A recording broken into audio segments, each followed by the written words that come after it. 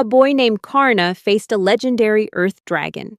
He was tasked with collecting its eyes. The winged monster mocked his weakness, declaring it would show Karna the true power of the great dragon king. As it swung its claws, a devastating blow cracked the very ground. It laughed at Karna's fragility, proclaiming that its time had come to reclaim the earth. But it turned back in shock as the dust settled, seeing the boy unharmed, surrounded by spirits blocking its arm.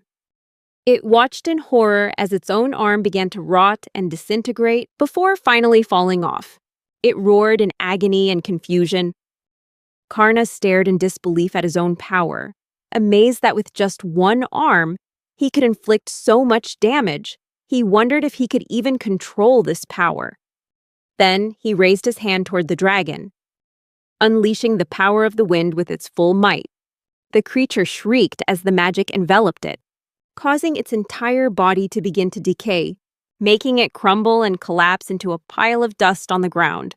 The attack was so powerful that it obliterated the monster's eyes, causing Karna to fail his quest and lose the reward. Karna then looked at the mark on the back of his hand, the mark bestowed upon him by the heavens, signifying his profession as a sage with the skill of necromancy. Although initially thrilled to have a powerful profession, Karna lamented that his overwhelming magical power had disintegrated the quest materials. He realized that controlling his power when holding back was easy, but fine-tuning it against high-reward monsters without overdoing it was difficult. Karna wondered if he should just take an easy, low-reward quest like killing goblins or slimes, but he quickly realized that with such low-paying quests, he couldn't send money to his grandparents. Karna began to search the dragon's remains for anything useful, while recalling that he was supposed to have been hired by a hero party, and wondered how he had ended up in this situation. In a flashback to 1 month before the battle, Karna had just turned 13. His grandfather praised him for receiving the title of sage, while his grandmother cheerfully said that such a powerful child wouldn't fit in their small village. The boy was overjoyed, hoping to become a great sage and earn lots of money to make his grandparents rich. They told him not to worry about that, as they were old and would be happy as long as he was healthy. But Karna's determination was unwavering. He remembered how his grandparents had taken him in when he lost his parents years ago, and had raised him, hoping to one day repay the kindness they had shown him, which brought them to tears. His grandparents hugged him tightly, crying, until he heard a knock at the door. He stepped outside. When Karna opened the door, he was met by a party of heroes who had been searching for him. Here, a person is recognized as an adult when they turn 13 and receive an inscription through an enlightenment ceremony, revealing their profession and skills. Those with similar traits form parties to maximize their strength. Those who receive inscriptions like Holy Knight, Master Warrior, or Sage are called gold holders and are registered in the guild system. Being an adventurer allows one to take on quests for money or be recruited by a legendary hero party on a mission to defeat demon kings. The party leader read Karna's registration information aloud, believing his skills would be useful against high-level demons. Karna tried to refuse, saying he didn't think it would work out, and was terrified at the thought of fighting the demon king. But in an instant, he changed his mind. When the hero reassures him and promises that he will earn huge sums of money, saying goodbye to his grandparents, he gets the chance to travel with the hero's party. As a member, they soon face a powerful ogre, requiring Karna to show his strength. The boy uses death bullets, defeating the creature with spirits, leaving the party stunned. Later, when overwhelmed and surrounded by monsters, Karna suggests summoning their own allies and orders some undead to rise and fight the monsters. When a creature attacks the hero, Karna launches mud bullets at it, causing its flesh to melt. Karna controls his grandfather's spirit along with animal spirits to achieve victory, and he thinks everything is going smoothly. But the hero, surprisingly, politely asks him to leave the party. The surprise boy asks if he wasn't helpful, while the hero tries to keep the peace. However, the party's battle master bluntly says that he's disrupting the team's coordination and that his skills are disgusting. In fact, she hates being useless in battle and accuses him of preventing her from attacking, trying to steal her spotlight.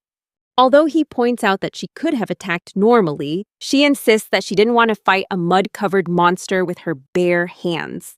She turns to the other girl for support, and that person calls his magic psychologically unbearable. The hero tries to console Karna, but explains that since he's only been with them for a month and his trial period isn't over, the kingdom won't pay him. Desperate to keep the job and send money to his grandparents, he offers to stop using necromancy. But the hero notes that they only hired him for his necromancy and didn't expect him to use such unpleasant spells. The other two girls also support that view. Karna quickly assesses the situation and realizes that the battle master wants him gone because she's afraid of becoming useless. The Holy Knight supports her because his magic is unpleasant, and she might be worried about his necromancy, while the hero just wants to keep the pretty girls around. With no other choice, Karna bows, thanks them for everything, and turns to leave. The hero calls out to him and apologizes for everything, handing him a small pouch with 500 gold. He says goodbye, stating that they'll still be friends, before leaving with the party. The boy is now left alone and jobless, and as he walks down the road, Karna starts to compare his situation to a story about the exile of heroes. Believing that good things will come to him from now on, cheerfully, he heads to the royal capital to change his job. In the capital, Karna tries to find a party to join, but the adventurers there refuse to hire him.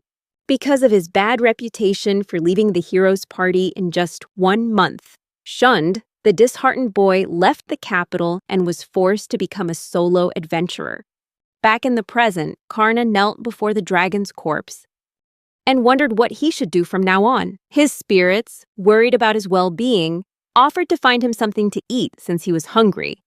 However, he doubted they could find any food here. Karna reasoned that there might be more treasure chests and other dragons in the cave, so he ordered them to search for food and used a spirit-finding spell to send them off. Grandpa didn't join them, saying he was too old to be running around like that, making Karna remark that he was just a normal old man. After some searching, one of the spirits found an empty treasure chest, while another stumbled upon the corpse of an adventurer. However, given how much time had passed, Karna figured the water he was carrying must have gone bad. However, the third spirit stopped before a pair of giant gates marking the entrance to a large, ominous castle. It declared that it couldn't go any further. Karna believed this meant the castle was protected by a powerful barrier, and he headed towards it, excited by the possibility of finding valuable treasure inside. He confirmed the presence of a strong barrier and used the power of necromancy to dispel it. As he used this magic, the barrier began to shake and crack before completely shattering.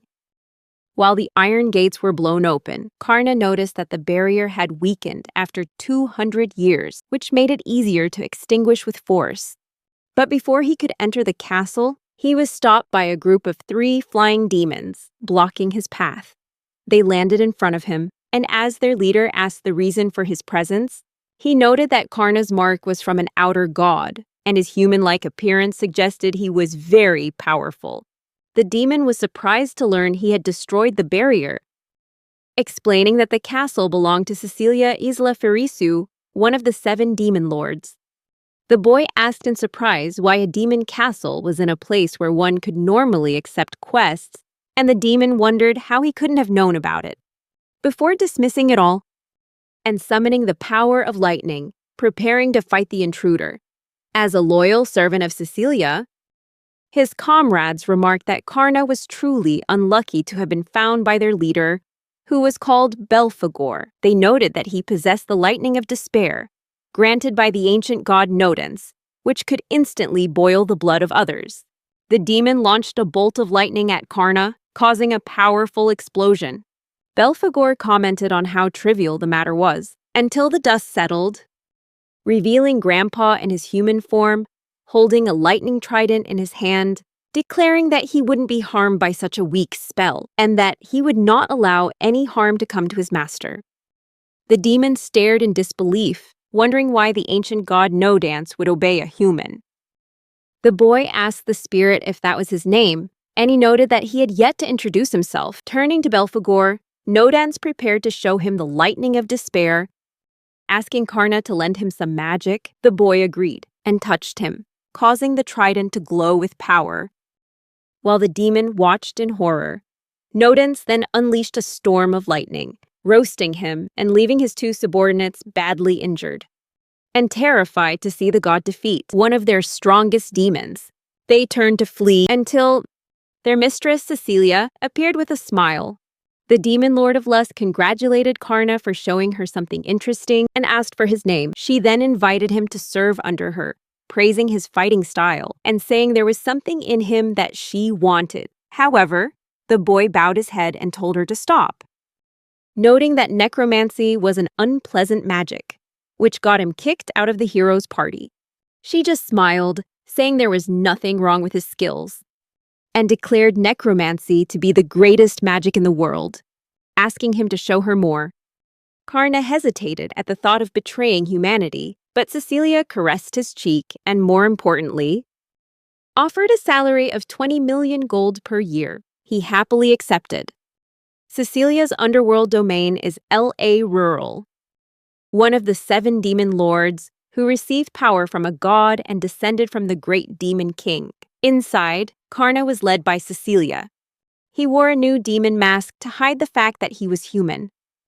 The other demons whispered about him, discussing his recent victory and how he was always followed by No Dance, making the spirit realize Karna's fame. He explained that he had died thousands of years ago and thus didn't know they had started to worship him. The pig demon noted that the boy smelled human and wondered if he was actually a human, but one of his comrades quickly cut him off, stressing that their lady had declared him her follower and that no one who looked like that could be human. Even though Cecilia had already announced him, he still feared being found out, so he decided to act like a demon to avoid being caught, and with this, he could support his grandparents. Finally, they reached the demon lord's room, and Cecilia told him he could take off his mask as she led him inside. Declaring that this room was his workplace, Karna saw the mess in the room and was surprised looking at Cecilia.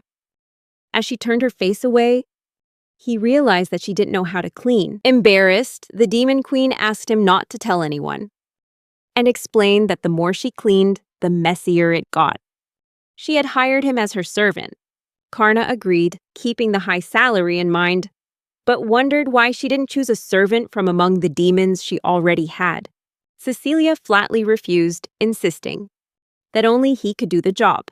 She said that after he finished cleaning that evening, he could use the castle's facilities. Cecilia left, leaving the bewildered boy to his task.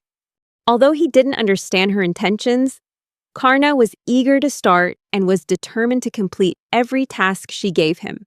He headed to the castle's vast library and explained to No Dance that he wasn't familiar with demon aesthetics, asking for his help with research. He then sent the other 3 spirits to search for books using their mana-sensing abilities. Karna received the knowledge they gathered through a psychic link. He wanted to gather information on creating the ideal bedroom for his queen, while also learning about demon culture. The old spirit watched the boy, wondering how long it would take him to skim through everything, but he immediately declared that he was done and had memorized it all, thanking the spirits for their help. While the old spirit looked at him with admiration, Karna noted that although the spirits helped him read, it was meaningless if he couldn't absorb it all. He complimented himself on his talent, now armed with this new knowledge, and ordered the spirits to go clean according to their preferences. 2 hours later, Cecilia was pleased with the clean state of the room. She praised their efforts and thanked them. She pointed to a pair of growling chests and explained that they contained pieces of cursed armor and demonic books. While the spirits trembled, recalling how they handled them, the demon queen smiled. She said that Karna's work had exceeded her expectations, and she was very happy he was here. The boy blushed, saying he was glad he could finally be of help to someone, even if she was a demon. He then told her about a book he was interested in. He ordered the spirits to grab a few volumes from the bookshelf and noted that they were all written by humans. Seeing the number of human books, he asked Cecilia why she had so many. The question made her blush, and Cecilia relaxed in the bath. Karna stood outside, his back to Cecilia, holding a towel. The old man looked at him with a knowing glint in his eye. The embarrassed boy silently blamed the spirit for this. As Cecilia turned off the water, she answered his earlier question, admitting she was interested in humans and that it was why she studied their lives and culture, like love and marriage. He blushed, realizing that was why there were so many romance novels in her library, which left her surprised and embarrassed. She opened the glass bathroom door and stepped out, startling Karna, and coldly asked if he had read her books, even though they were carefully disguised. Embarrassed, he apologized, explaining that he didn't know the contents were different from the covers, and that the spirits had read them while he was cleaning. Cecilia grabbed a towel and wrapped it around her body, blushing as she called him a naughty boy, and seductively approached him from behind, demanding he reveal his secrets. The paralyzed boy agreed to tell her everything, and she whispered, asking him to tell her about the god who looked after him, as well as where and how they had happily made their contract. Karna explained that Grandpa No Dance and the other spirits were neighbors of his grandparents. To Cecilia's surprise, he explained that when he first became a dark mage, he had wanted to cleanse the cursed land next to his grandparents' farm. He told her that a shady company had sold his grandfather that dangerous plot of land. Although dark magic can't cleanse without holy power, it allows the user to communicate with spirits and soothe them. He had gone to the wasteland and used his power, causing him to fall into a sinkhole when the ground beneath him cracked. Karna cushioned his fall with a layer of slime and found himself deep inside a cave, facing a giant dungeon shaped like a pyramid when seen from above. Nodens appeared behind him, staring at him. He told Cecilia he was surprised to discover a dungeon next to his grandparents' house. Nodens expressed surprise that a young boy could break the seal. This was before he met the other spirits, and once he got acquainted with Grandpa, they made a contract. The ancient god remarked that the boy would sometimes show up unexpectedly to learn magic, describing him as the son of someone who had heard of magic but never learned about it. Cecilia was amazed that the tomb of an ancient god erased from history was in such a place. He was one of the ancient gods who granted power to the 7 demon lords, but lost his physical body after humans betrayed him.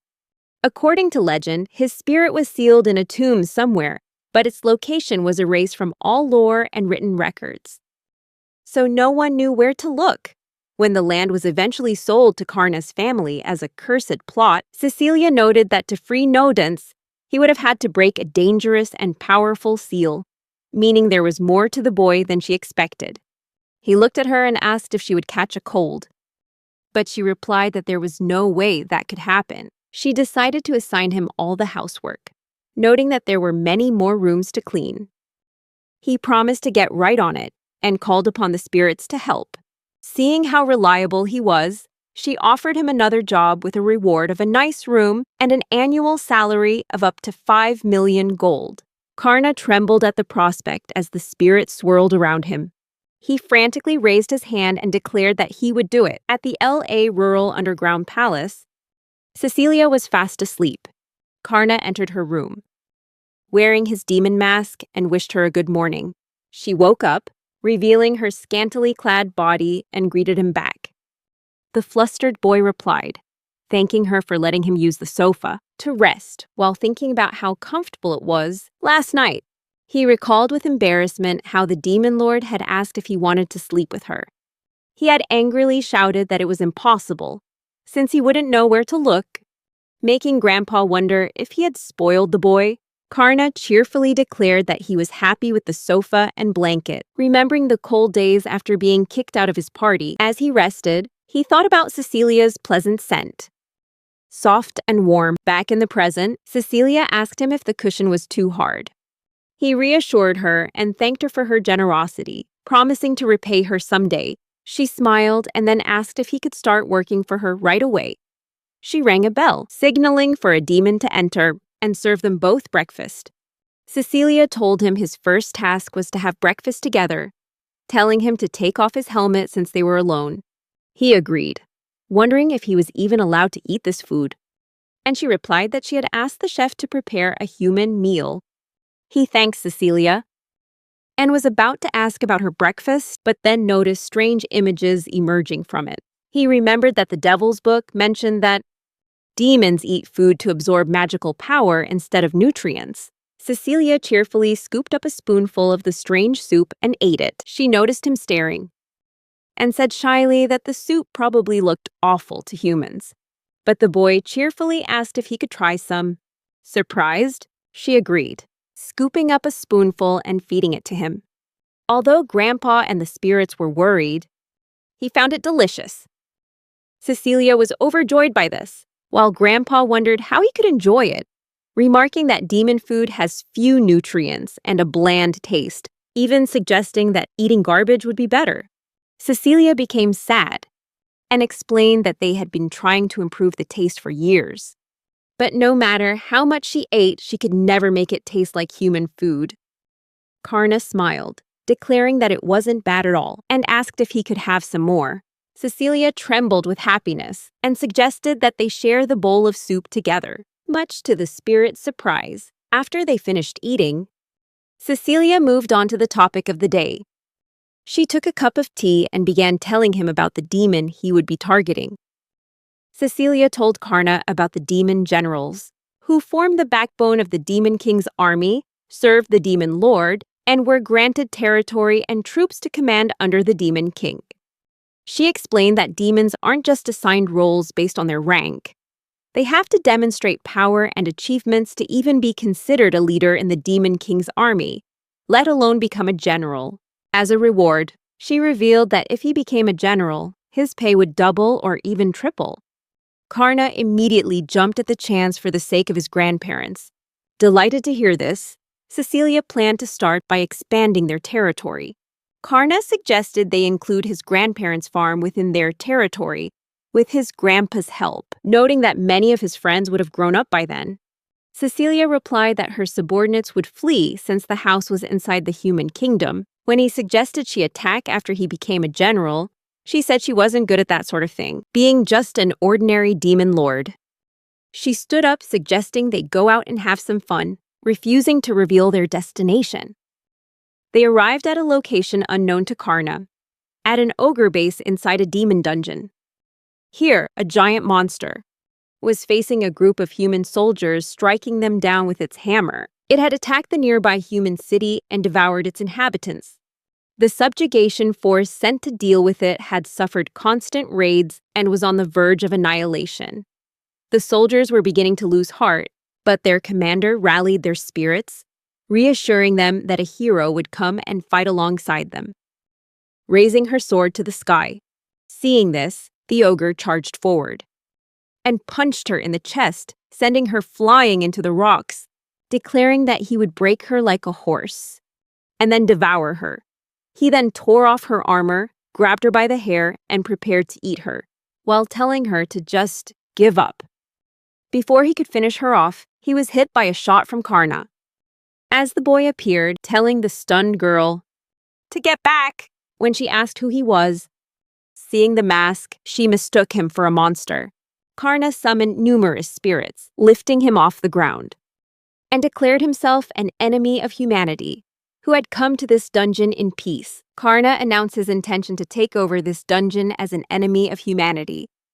But the ogre sneered at his arrogance and told him he was in its lair. The knight was surprised to see the creature still alive, but as he stood up, leaning on his iron hammer, he declared that he was no ordinary ogre. He told the boy that he was Barris, leader of the Ogre War Corps, serving under the Demon King of Greed, Lord Gudugaz.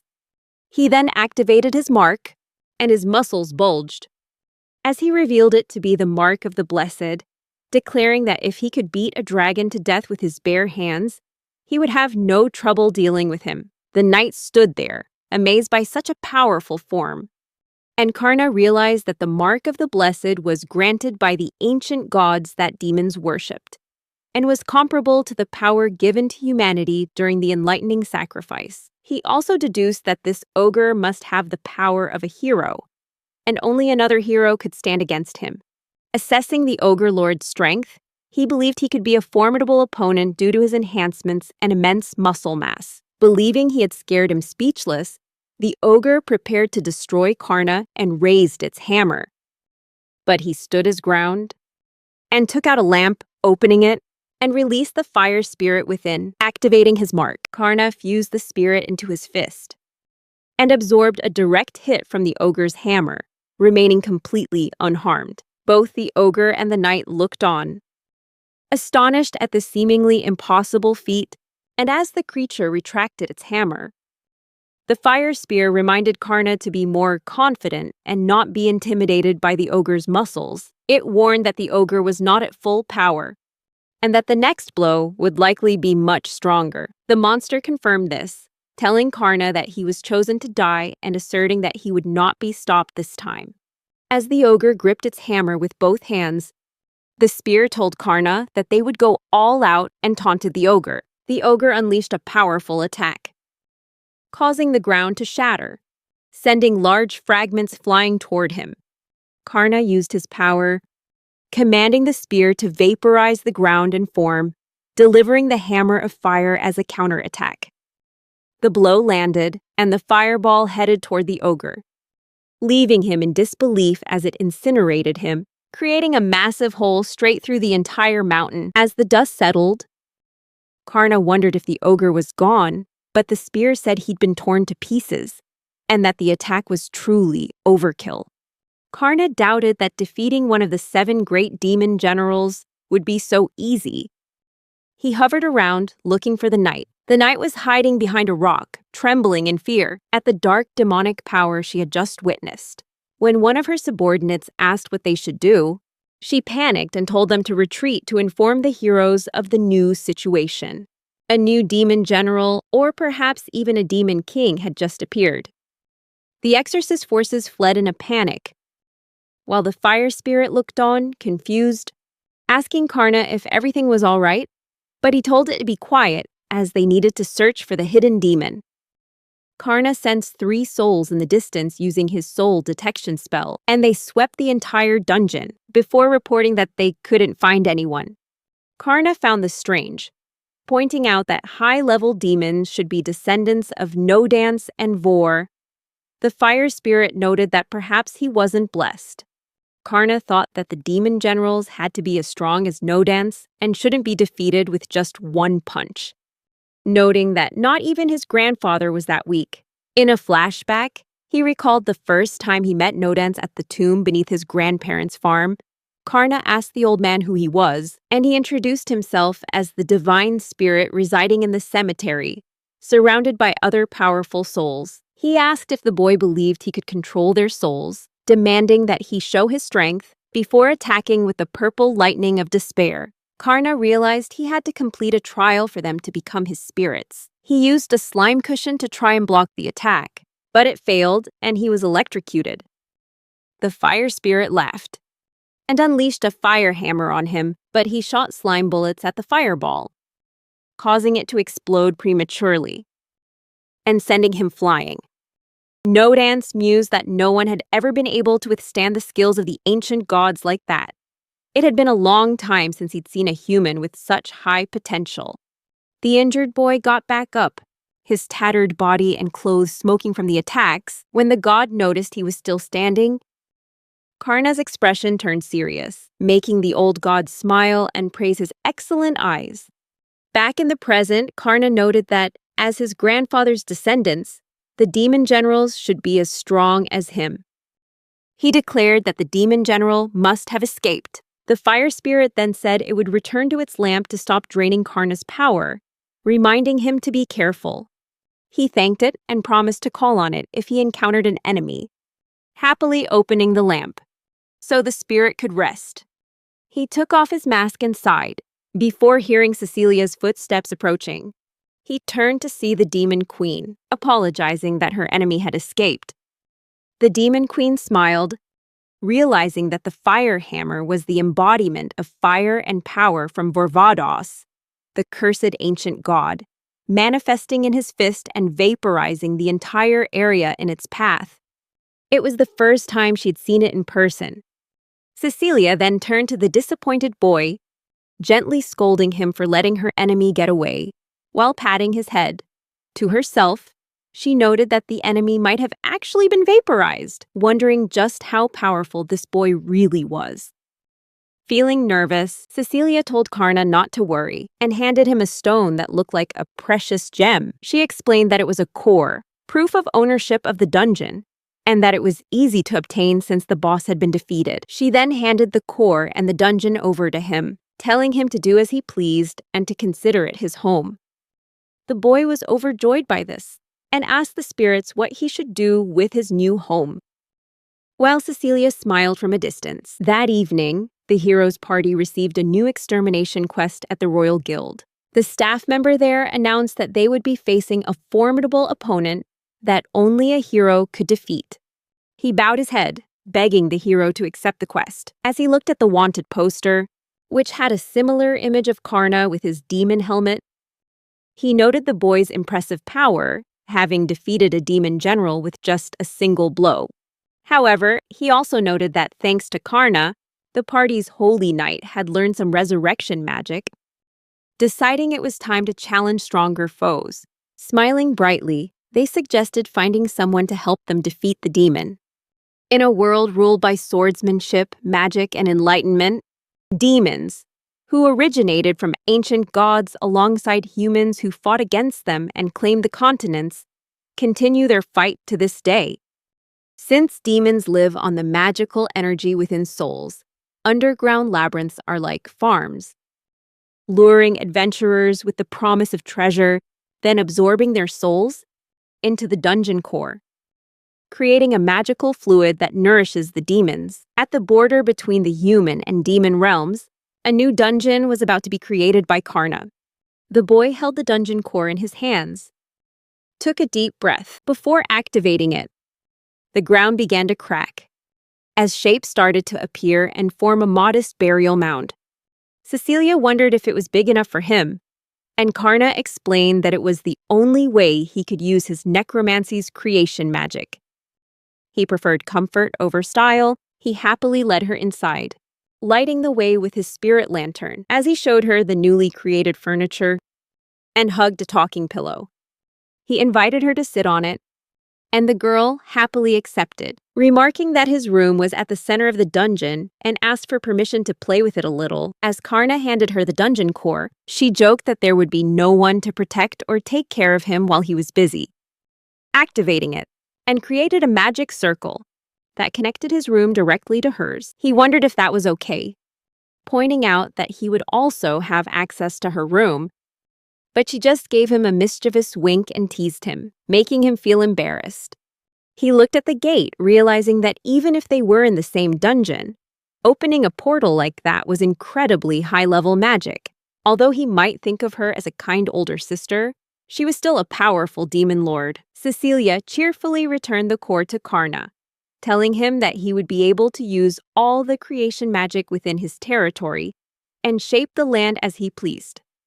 She explained that demons use the magical energy in the land to create their own dungeons. When the core is found and destroyed, the magical energy is released and returns to the land, creating rich farmland, mines, and other resources. Therefore, dungeons are often prime targets for humanity in their search for treasure and materials from monsters. He pointed out that the more they take, the more land humanity can claim, suggesting they should maintain a defensive position.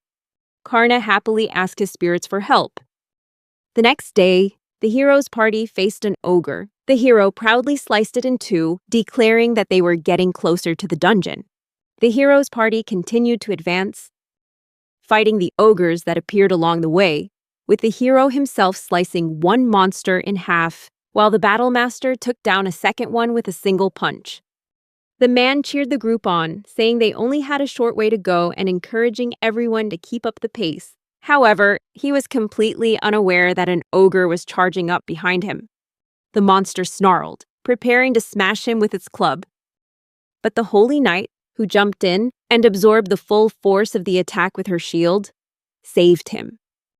He thanked her. He launched a valiant counterattack, ending the monster's life. But the Holy Knight fell to her knees, clutching her injured arm. The Battlemaster criticized her for acting so recklessly as a shield for the hero, even saying that Karna with his zombie attacks would have been better. However, she angrily retorted that she only did it because the hero always rushes in without thinking. The hero intervened, trying to calm the situation, pointing out that they had won. And the fact that they were standing outside the ogre's dungeon meant the story about the war demon tribe's dungeon being stolen by another demon had to be true. She insisted that it could be considered a strategy. While the two women were still annoyed, a third female member of the party appeared, asking the Battlemaster, whose name was Hiraki, if she trusted her information. The Battlemaster angrily replied that her information about the necromancer was useless, though she couldn't have known that since she'd been out in the field gathering intel until the day before. The woman replied that she believed a wise necromancer who held a gold mark would be a great asset for both offense and defense. However, the Holy Knight cut in, shouting that she would never have agreed if she had known Karna used filthy undead. The woman then called them naive, causing them to react angrily. While the hero tried to calm the situation, the woman asks why they didn't keep Karna around until she returned. The hero justifies that although Karna was a perfect asset, his presence would leave the hero with nothing to do, so the decision to kick him out was for political reasons. She looks at him with a tired expression, thinking to herself that he's an attention seeker, and revealing his name is Norris Palazius. Hiraki says that she had to join the party because he is a brave man with the talent of purification, meant to strengthen the previous hero's abilities and enlightenment. However, everyone in the party are attention seekers, chosen for their looks and talents, and often complain selfishly. Furthermore, she's disappointed to have missed her chance to meet Karna and laments that she's become a babysitter for all these people. Hiraki urges her to talk about the next dungeon, but she points out that it was Norris who accepted the quest without consulting her, and that there's no information about it other than it being in the ogre's dungeon. The female knight then criticizes her, suggesting she should go and scout the location, claiming she has neglected her duties while still getting paid as one of the hero's companions. Norris counters that she's doing a great job, but the woman points out that entering a dungeon without any information is a suicide mission, and they know nothing about the demons that have occupied it. Hiraki calls her arrogant for arguing with the hero, but the woman stands her ground, stressing the danger of not being aware of the reality of the situation. Norris pays this no mind, asserting that they are much stronger than before. The hero cheerfully agrees, seeing the dungeon as a good opportunity to see how much they've improved over the past few days, and urges the party to move on. 30 minutes later, the party arrives at the edge of the dungeon, and the woman feels a sense of dread as she notices the atmosphere has changed when they see the dungeon has a graveyard theme. She notes that this was supposed to be an ogre base, but Norris ignores her and recklessly enters the crypt, urging the group to follow, despite the woman's warnings against it. Meanwhile, their movements are being watched by Karna's spirits, who proceed to raise the alarm. A spirit warns Karna and Cecilia about the intruders, and the boy thanks it for the information, admitting he never thought the hero's party would come here, noting the strange connection he has with them. He wonders why the boy feels unhappy after how unjustly they treated him, suggesting it wouldn't hurt to at least get revenge for their actions. This strikes a chord with the boy, who realizes that even though they were once comrades, he owes them nothing, transforming into their enemy and becoming more serious. The boy decides that this intrusion cannot be tolerated, but he will still go easy on them for now, accepting the fact that they will likely die, as he now serves under the demon lord as an enemy of humanity. Karna rises from his coffin bed and holds the dungeon core in his hand. He summons Kuon's graveyard to deploy an army of the undead to stop the hero's party, thus fulfilling the eternal contract. Immediately, hordes of undead emerge from the graveyard and march forward, crossing the cemetery grounds. Karna watches them through the dungeon core, which transmits what the spirits see from the battlefield, allowing him to monitor the party's progress.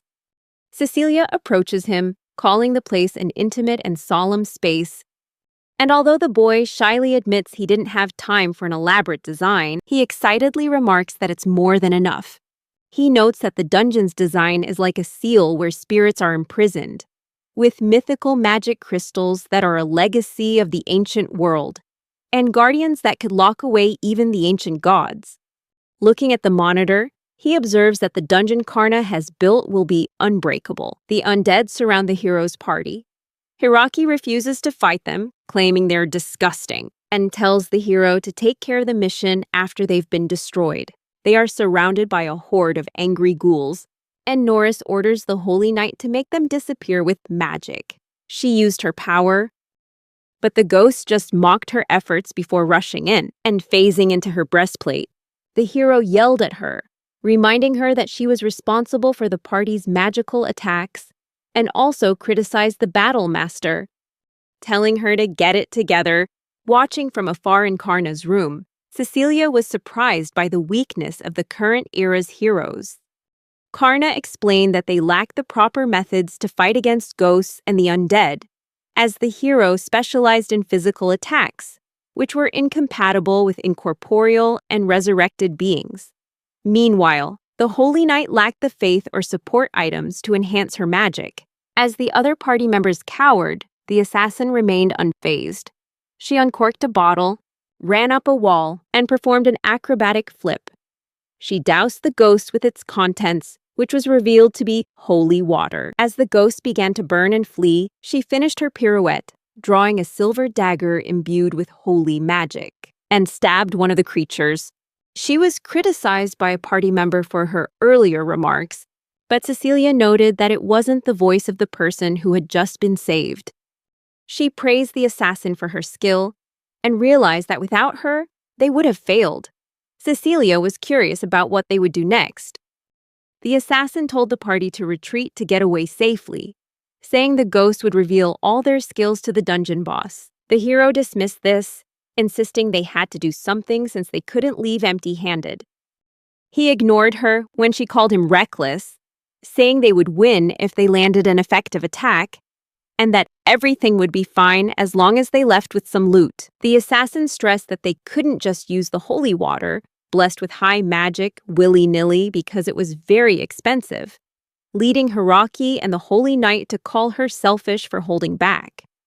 She suggested that they should pay for it, deeming the situation not worth the cost. As they continued to argue, Norris intervened and offered to pay for it, asking if she would use it in the next battle. Pausing for a moment, the assassin agreed on the condition that they only use it if forced to retreat. He agreed, asking his teammates if they were on board, but the two women were still at odds, making the assassin see the hopelessness of the mission and decide she would leave the party if they survived. Hidaki promised to talk to her when they returned to town, but she ignored her and dons her cowl, as she moved ahead to scout before their retreat. After a while, they approached what looked like an exit, but she felt something was off and realized the distance they had traveled into the dungeon didn't match the distance they had traveled out. Norris and the others didn't seem to notice this, overjoyed at having found a way out, and ran straight for it, declaring that this dungeon was never a match for them. The assassin tried to stop them, warning of a trap, but as several gates slammed down, blocking all the exits, leaving them trapped. In a circular room, with ghosts hovering overhead, the assassin sensed a rift beginning to form. She threw her silver dagger towards it, but it was deflected by Karna, with his staff, as he stepped out wearing a cloak and a demon mask. The assassin recoiled in surprise, and Karna addressed the group, announcing that he had come to pay his respects as the lord of the underground dungeon. Looking the hero straight in the eye, Karna prepared to fight the human hero, and VOR whispered through his mind, asking its master if they could handle the hero or if they needed to bring out no dance. He refused, knowing that if they saw him use no dance along with the other spirits, he would be discovered and put his family in danger. So he had to fight with all his might. Norris was surprised by Karna's greeting, replying awkwardly before shouting at him that he shouldn't speak like a human. The assassin told him to calm down, pointing out what had happened to the dagger she had thrown. When the battle master called it a shiny knife, she corrected him, saying the silver dagger was designed to pierce any barrier and could harm demons, warning that it had been stopped by pure force. She reminded everyone not to let their guard down.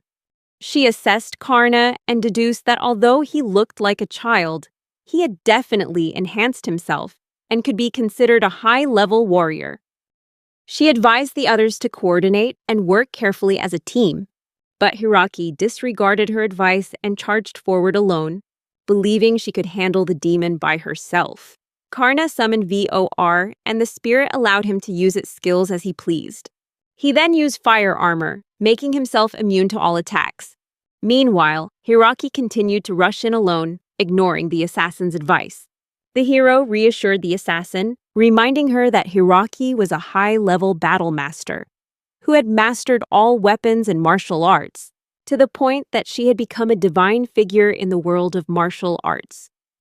The girl prepared to strike, unleashing a supersonic punch at Karna, but he used his fire staff to block all the attacks. Hiraki was stunned by this outcome, terrified by Karna's mask, and ducked down as he unleashed a single fire blast, sending her flying. Norris watched, stunned. The boy was surprised at how easy the fight was. Thinking it was a joke that he could take her down even while holding back, he told himself that heroes were supposed to be able to challenge even the gods and be unstoppable. He believed they could do better than that. VOR reminded him not to let his guard down.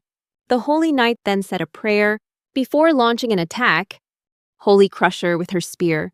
Realizing that Hiraki would be caught in the blast, Karna summoned his army of the dead and raised a wall of corpses, protecting both him and the battle master.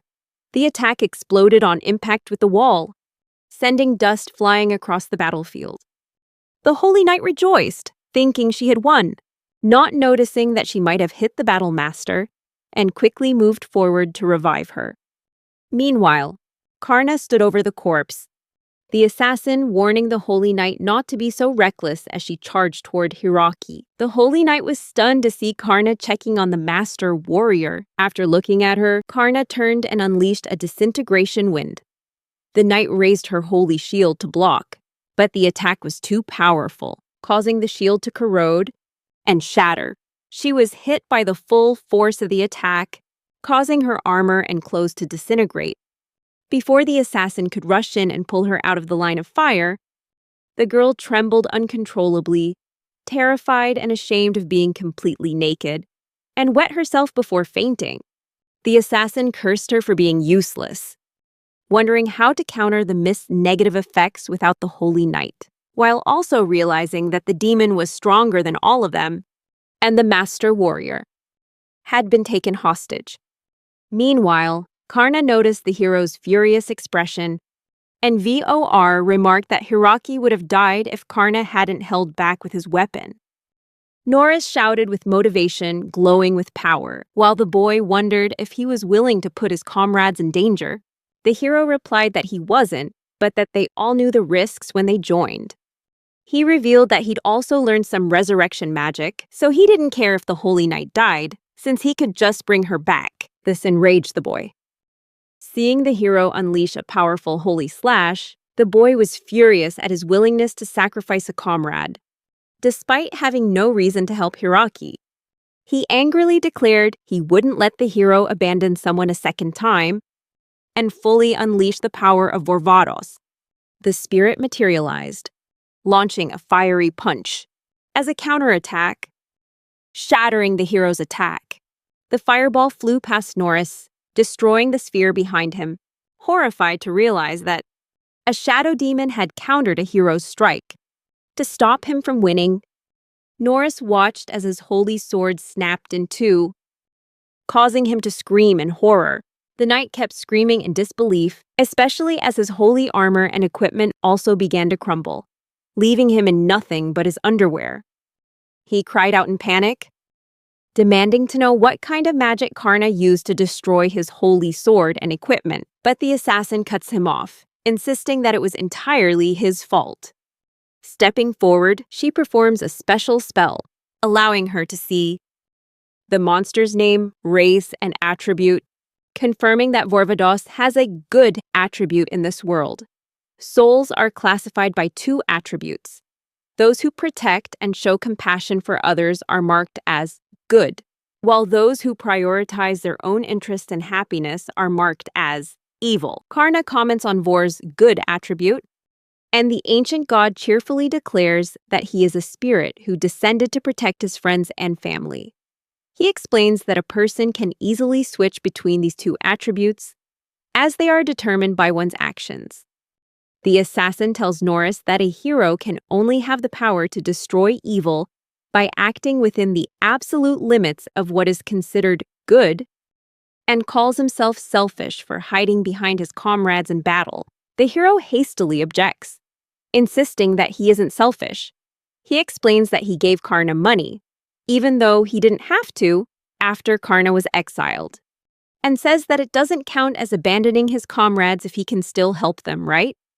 The assassin sighs, telling him that he doesn't truly believe that in his heart, and points out that his holy sword and equipment have abandoned him, which was made clear through her spell. She tells him to give up, revealing that his attribute is now evil. So he has lost his divine command and now bears the seal of a covenant breaker instead. In this world, those who possess a divine command and have a blessed profession are called the chosen, while those who have lost or never had a divine command are labeled covenant breakers and are often scorned by others. Norris screams in despair, scratching at his face, unable to accept this truth, and asks the assassin why she didn't tell him sooner. She angrily grabs his head, pointing out that he obviously shouldn't have exiled or attacked his own comrade. She declares that he has failed as an adventurer, as a hero, and as a human being, and that not betraying your party members is common sense. Norris sees Karna in the distance and panics, begging the assassin to save him because he doesn't want to die. The woman quickly backs away, preparing to use another vial of holy water. But Karna uses magic to freeze her hand, saying he doesn't want to do anything unreasonable and advises her to stop resisting. She insists that since she was paid, she will keep her promise and fight to the end, drawing a silver knife, and throws it at Karna. Karna easily dodges it, steps on the two spirits, to launch himself into the air, and quickly closes in on her, getting behind her to knock her out with his staff. The woman falls to the ground, and as the former hero tries to crawl away, he is pinned to the ground by Cecilia. She is disappointed by the hero's current state, and when the man angrily asks who she is, she introduces herself as the Demon Lord of the Lost. Cecilia continues to hold the former hero down, affirming that she is indeed the one humans call the Demon Lord. Karna approaches, apologizing for almost letting him escape, but she winks and replies that he could have easily handled it even without her there. Norris tries to crawl away again, but was pinned down again. He turned back with a fearful look at the cold Demon Lord, saying that if he had known beforehand, he wouldn't have come in here. She calmly replied that crying was useless, because he was just paying the price for his actions. If he hadn't been so foolish, he wouldn't have lost his divine mandate, and might have survived longer if he had cooperated with his comrades. The former hero began to beg, offering to become her subordinate if she spared his life. She brutally stomped on his back, making him scream in pain, and declared that she had no need for someone like him. She coldly asked him if he was trying to make the Demon Lord's army a joke. She explained to Karna that demons value themselves more than evil, and that's why they band together to seek benefits, achieving goals that individuals cannot. This is the very glue that holds the Demon Lord's army together. Karna wondered what she was trying to tell him. The Demon Lord continued, declaring that a former hero who had abandoned his comrades and no longer had any justice was not even worthy of being killed. Seeing his unconscious comrades, Cecilia told Norris to leave this place immediately, and the terrified man agreed. Cecilia and Karna exchanged a look, after which the boy summoned spirits to lift the former hero, the holy knight, and the master warrior, and then carry them out of the dungeon. While the man screamed, the assassin remained in the room, As Cecilia explained that they needed to talk to her, the demon lord then asked the boy how he felt, and Karna took off his mask. Karna cheerfully told Cecilia that it was satisfying, and he thought that was enough. Then, he declared that he would become a worthy opponent for humanity as Cecilia's subordinate, and that very fact made him rejoice at being able to fight. The demon lord looked pleased, saying that from now on she would trust him, which made Karna very excited. News of the hero's defeat and the loss of his divine mandate spread like wildfire. Meanwhile, something sinister appeared in Kalkazan, the land of shadows under the rule of the greedy demon lord. One of his subordinates reported on the events that had transpired, causing the army kneeling before him to start murmuring amongst themselves.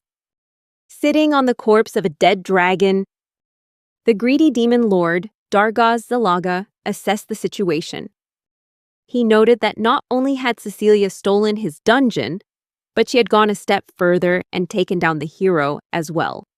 He radiated fury, stood up and cracked his knuckles, declaring that he would have to have a talk with Cecilia at the Adventurers Guild in the imperial capital.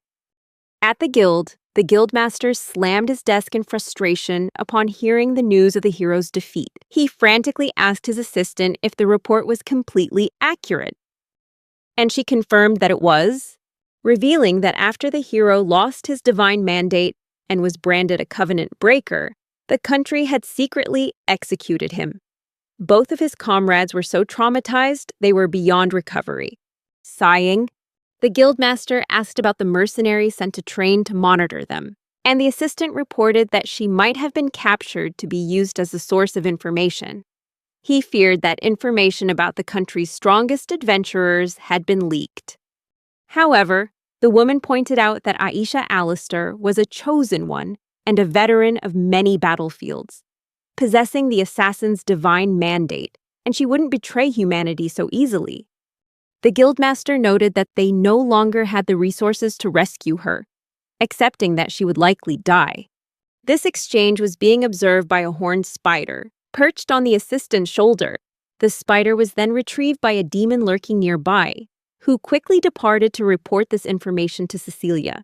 At Karna's dungeon, the boy realized there was no way to increase the dungeon's difficulty any further, as the creation magic he could use was limited. Karna was determined to protect this place for Cecilia, though the old man tried to reassure him, arguing that if the dungeon had already defeated the hero, that should be enough. However, Karna countered that he only managed to drive them away because he caught them off guard.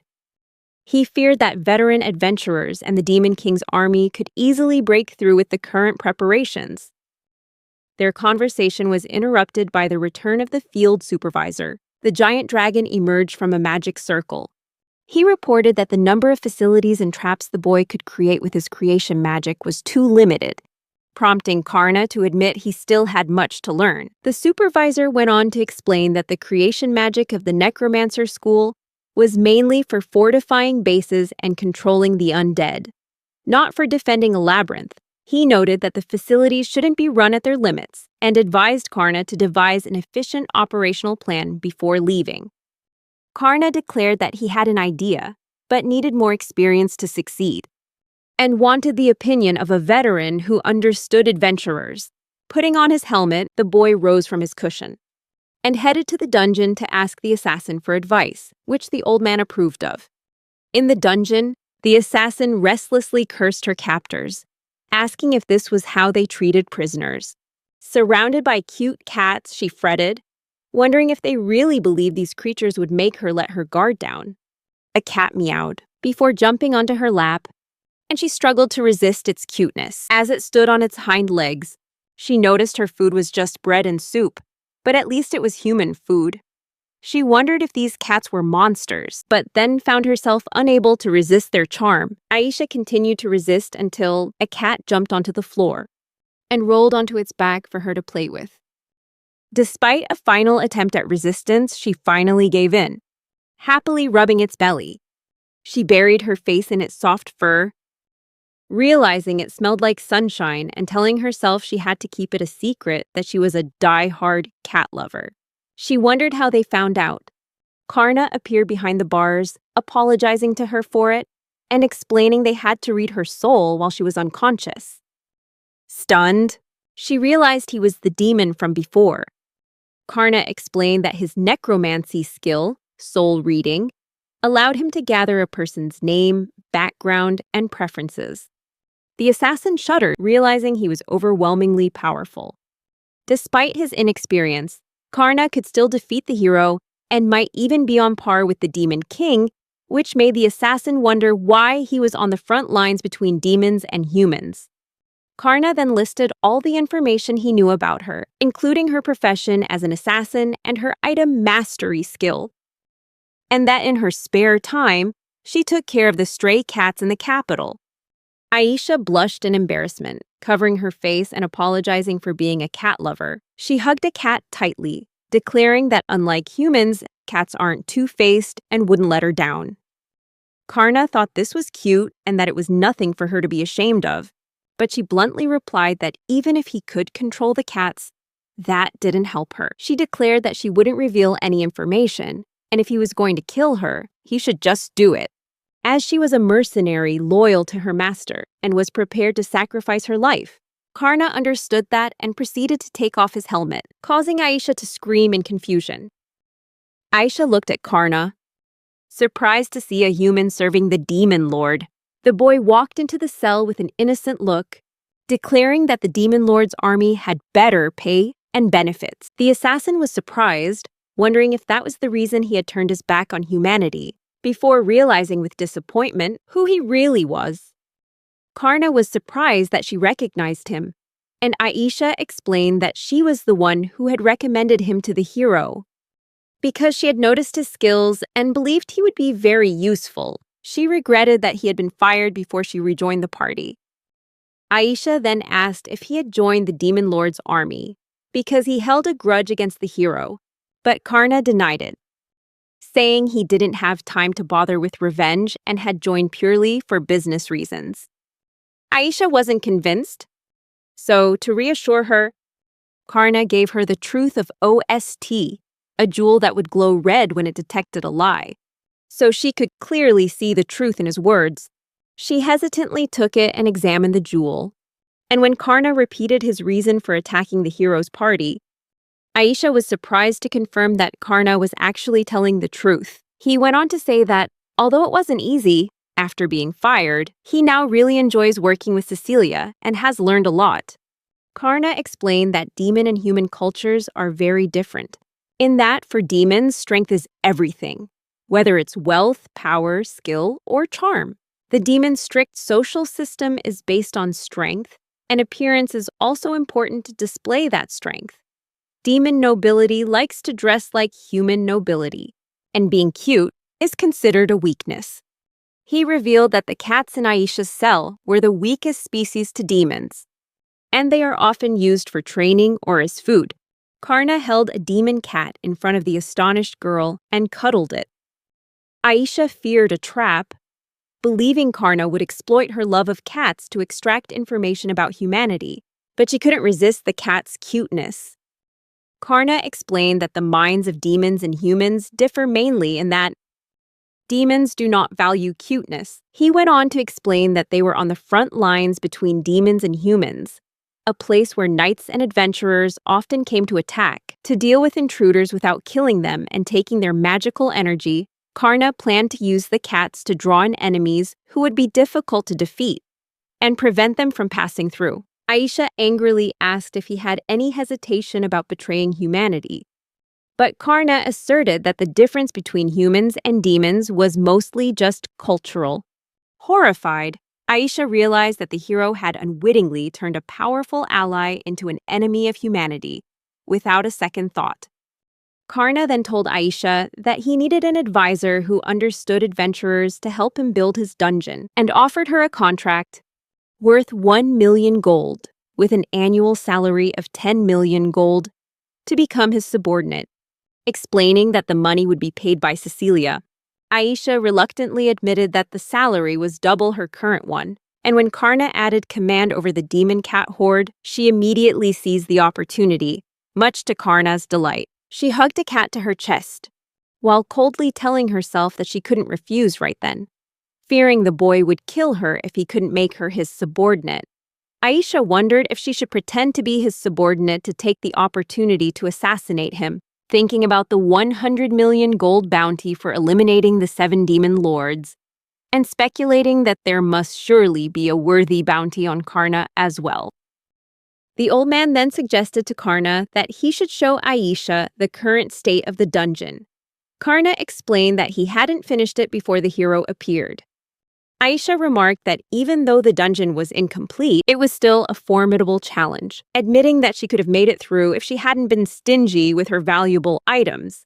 Even so, Karna worried that humanity still had many powerful figures, but inwardly, the assassin realized that was no longer the case. The once glorious heroes had now weakened.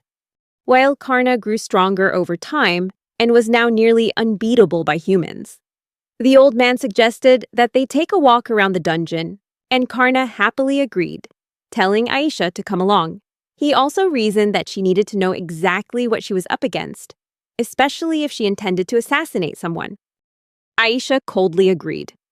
Karna began the dungeon tour at the entrance, introducing her to the undead dragon he had stationed as a gatekeeper. Aisha was horrified by the massive monster, while Karna explained that he had persuaded the soul of an earth dragon he had once defeated to become undead, promising to resurrect it if it killed enough enemies. The old man remarked that the dragon might be a bit unreliable, and it began to growl at Aisha, until Karna calmed it down, instructing it to only repel intruders as best it could to conserve its limited magical energy.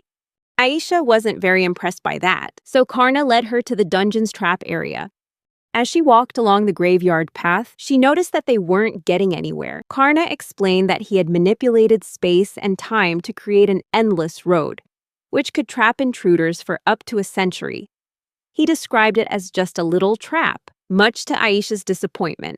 The old man simply stated that one could escape the trap using teleportation magic, and that this might only slow down the hero for about 5 minutes. The assassin was stunned by these speculations, realizing that there wasn't a single great sage left who could use teleportation magic. She felt her stomach clench as she realized this dungeon was nearly impenetrable. Karna cheerfully led Aisha to the next traps, and after a few hours, they arrived at the place where the hero had been defeated. The boy embarrassedly admitted that the dungeon still had many flaws, which made Aisha furious, criticizing that the difficulty wasn't properly adjusted, describing the place as a half-assed version of hell. Karna enthusiastically declared that you needed to make it stronger to prevent anyone from getting in. However, Aisha argued that having a dragon right at the start of the dungeon was a mistake, because it would make anyone run away before even trying to enter. She said the dragon was radiating too much killing intent. When the gate opened, a giant dragon appeared, commenting on Aisha's stubbornness and saying it was a disgrace for an engineer not to follow the user's request. It asked the girl for suggestions on how to start improving the dungeon. Aisha was overwhelmed by the dragon's presence, feeling that it might be an ancient dragon. The creature confirmed this, saying that now it was just a ghost. Karna cheerfully introduced the ghost dragon as declaring that he was very skilled and had helped him set traps. The old man laughed heartily as he revealed that it was the ancestor of all dragons, an ancient god he had fought long ago. Karna naively said that he had no idea. Leaving Aisha in shock, the assassin recalled the world's history. When dragons once ruled and spread terror among humanity, until the outer gods appeared, defeated the dragons, and reclaimed the land, and became the leaders of humanity. After that, the true gods chose one among the humans, turned him into a hero, to fight and subdue the outer gods. The ancestor of the dragons, declared that he no longer wanted to be involved in the world's affairs, simply a spirit obeying Karna because he had been freed by him. Karna wondered if it was difficult for to talk to them in his giant true form. The dragon agreed and transformed into a small winged spirit. Seeing Karna playing with this spirit, Aisha was horrified by the absolute power of Cecilia's followers. Realizing that humanity couldn't possibly win against them, she was suddenly terrified. that they were only holding back because they believed someone stronger was on the other side. But in reality, no one could stand against them. Aisha worried that once they learned the truth, Cecilia might just order Karna to wipe out humanity. She covered her face in horror as she imagined that scenario. Karna noticed Aisha's worried expression, but she quickly deflected, saying she was just thinking about the dungeon. The assassin then suggested that he should restrain his killing intent, responding to his concern about letting enemies slip through.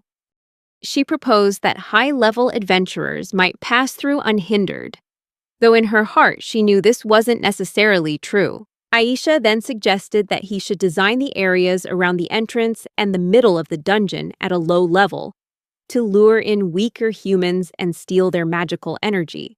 She claimed this advice was based on her own experience. Karna suddenly realized that he needed to build a dungeon, not a fortress. The old man praised her advice, and asked Aisha to draw up a detailed proposal for future improvements. Aisha was well aware that the world could be destroyed if Karna discovered humanity's weakness. Although she didn't much care for the royalty, the church, and the knights who had once looked down on her, she worried for her friends in the capital slums and the stray cats she cared for. She couldn't let them face annihilation. Karna enthusiastically discussed improvements for the dungeon with her and the old man until he once again noticed Aisha's worried expression.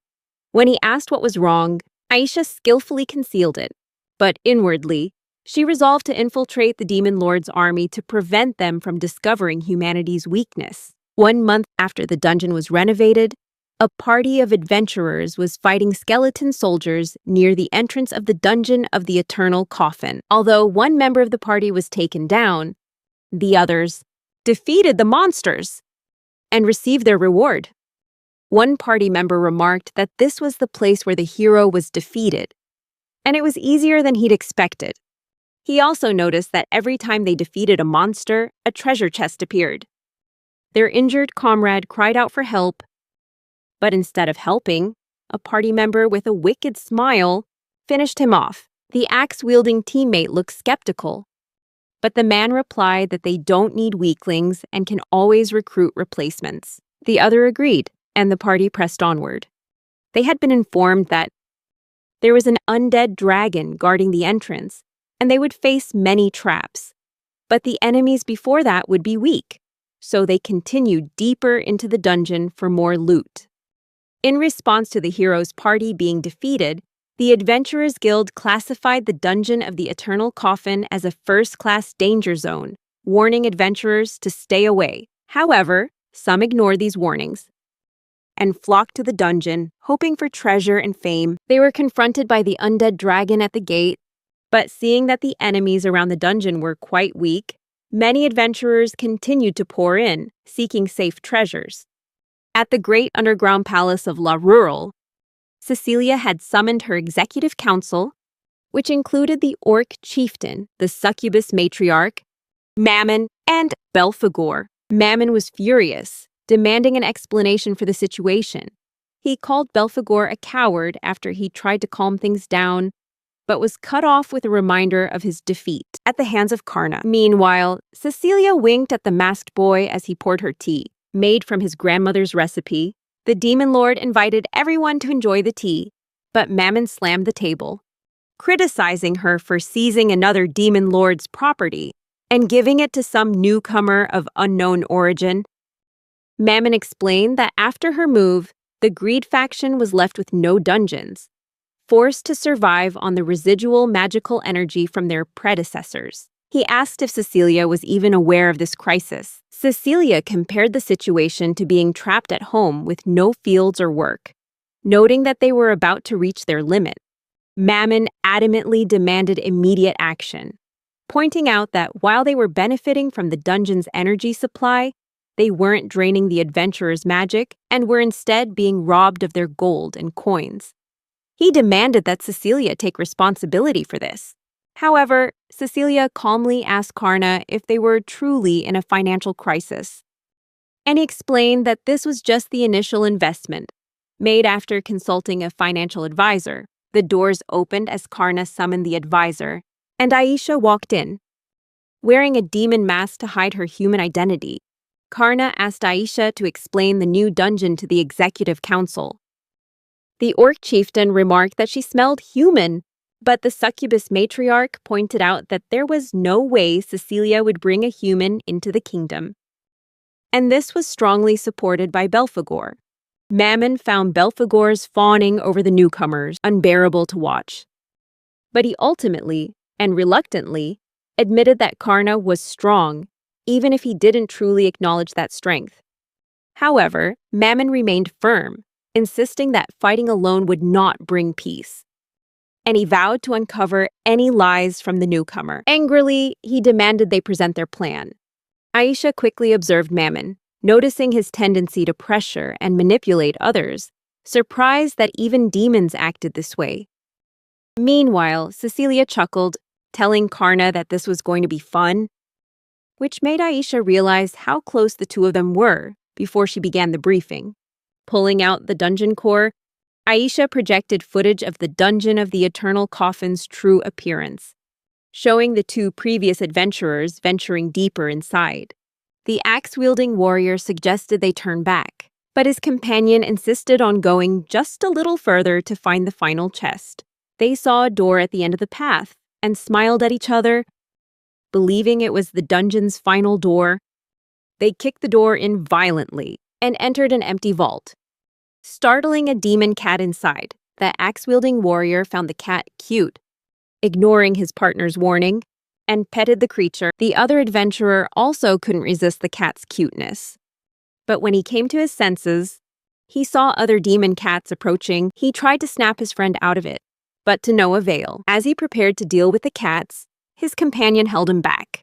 Suddenly, the cats turned vicious, quickly overwhelming the two adventurers, and allowing the spirits to drain their magical energy. After collecting the treasure the adventurers were carrying, the demon cats wiped their memories, then dragged them through the door and out of the dungeon. Aisha then disconnected the footage and explained to the astonished executive council that after the renovations, the fake adventurers were lured by gold and items to spread rumors that the area was profitable. By using weak monsters, they could reduce magic consumption since the defeated adventurers weren't killed, but merely had their items confiscated. Karna explained that the spirits could alter human minds and possess them.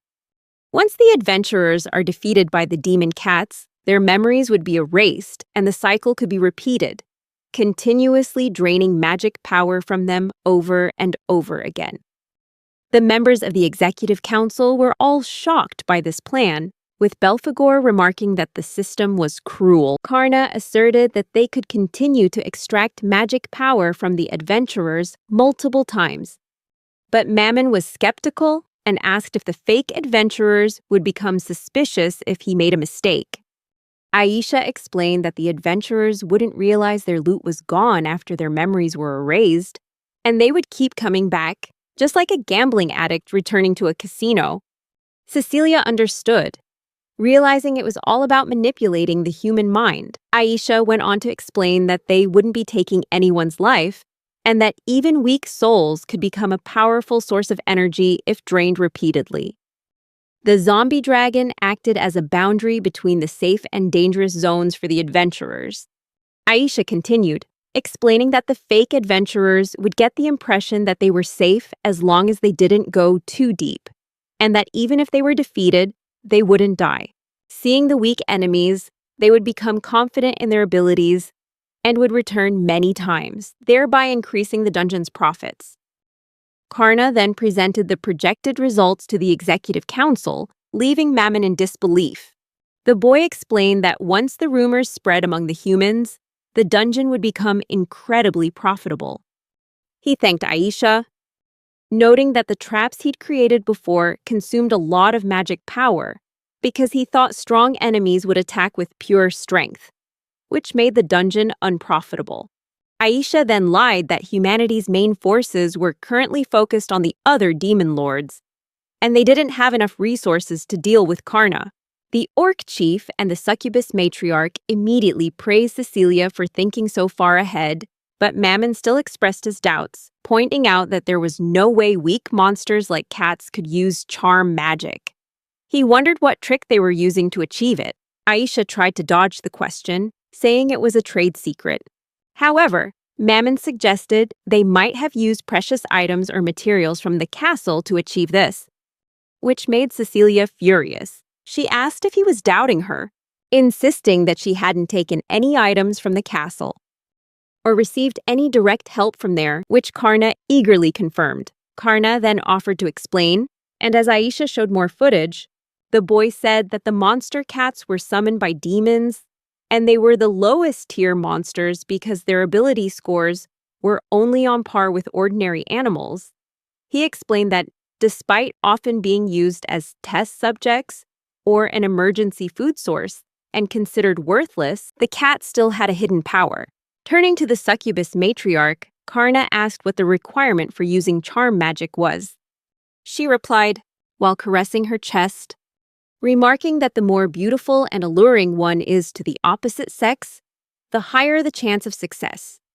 The flustered boy thanked her and commented that charm wasn't solely dependent on gender. Meanwhile, both Karna and Belphegor continued to stare at the pouting succubus. Cecilia stood up and pulled Karna closer, remarking that his charm was effective on humans, but wondered why the monster cats could use charm magic. Mammon irritably told Cecilia to save the flirting for later, while Karna declared that it was all thanks to the monster cats. Then, he summoned several heart-shaped spirits, which immediately made all the demons present. See Karna as an incredibly cute creature.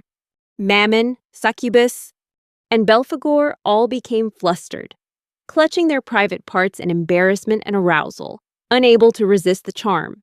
Cecilia observed the situation with a serious expression, while the demons continued to be tempted and aroused by the spirits, holding their bodies tightly as they grew restless. Aisha remarked that these spirits belonged to prostitutes, dancers, and the like, and could only be controlled by an extremely skilled necromancer. This ability powerfully targets the aura of inferiority, affecting a creature's psyche and causing them to lose control if they can't resist. The assassin was surprised that it even worked on a succubus, a species thought to be immune to such effects. Aisha noted with amusement that it was funny how everyone saw those monsters as weak, fooled by their low rank. The succubus slapped herself to partially break free from the spell's influence and asked why Aisha seemed unaffected. Aisha explained that the effect could be countered with the right information, but without precautions, even the top commanders of the Demon King's army could fall for it. The succubus blushed, admitting that erotic spirits were very hard to find, because they were the handmaidens of the Dark Mother Goddess, the ancestor of the succubi. Karna innocently explained that he had asked for their help and borrowed them, revealing that these spirits used to work at their sister's tomb, which was next to his grandparents' farm. They had happily agreed to join him on his quest. The spirits then expressed their joy about their new job, making the succubus feel that this was absurd and unbelievable.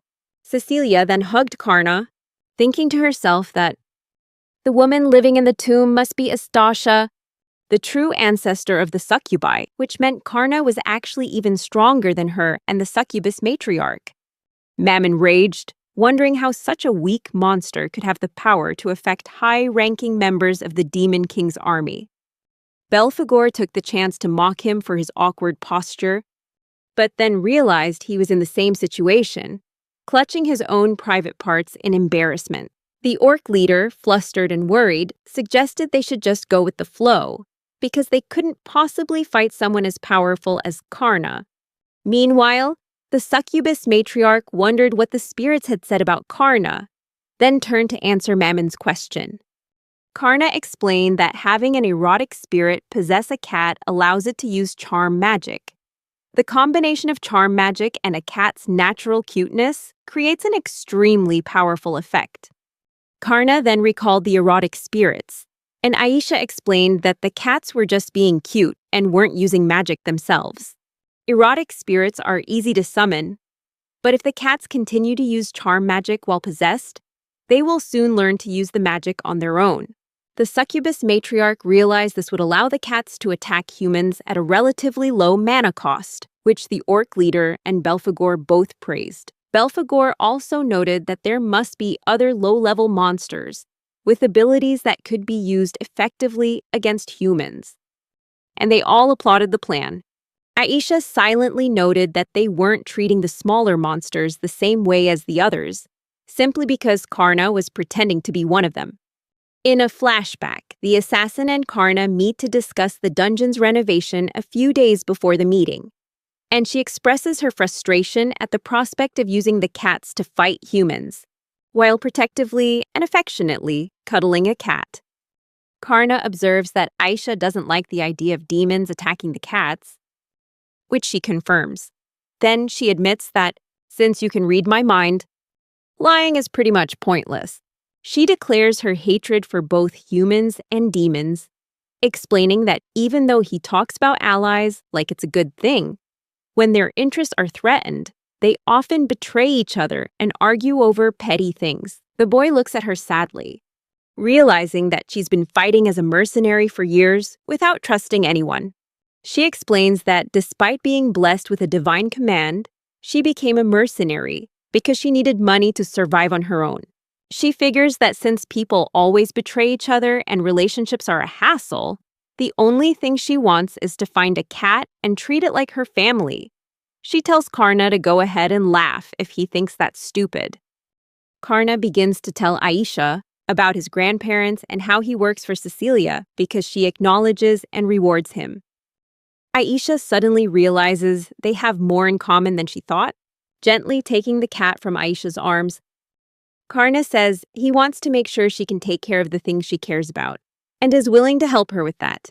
He insists that they need to make the cats the best creatures they can be, and that Cecilia would understand, and even the other demons could be convinced.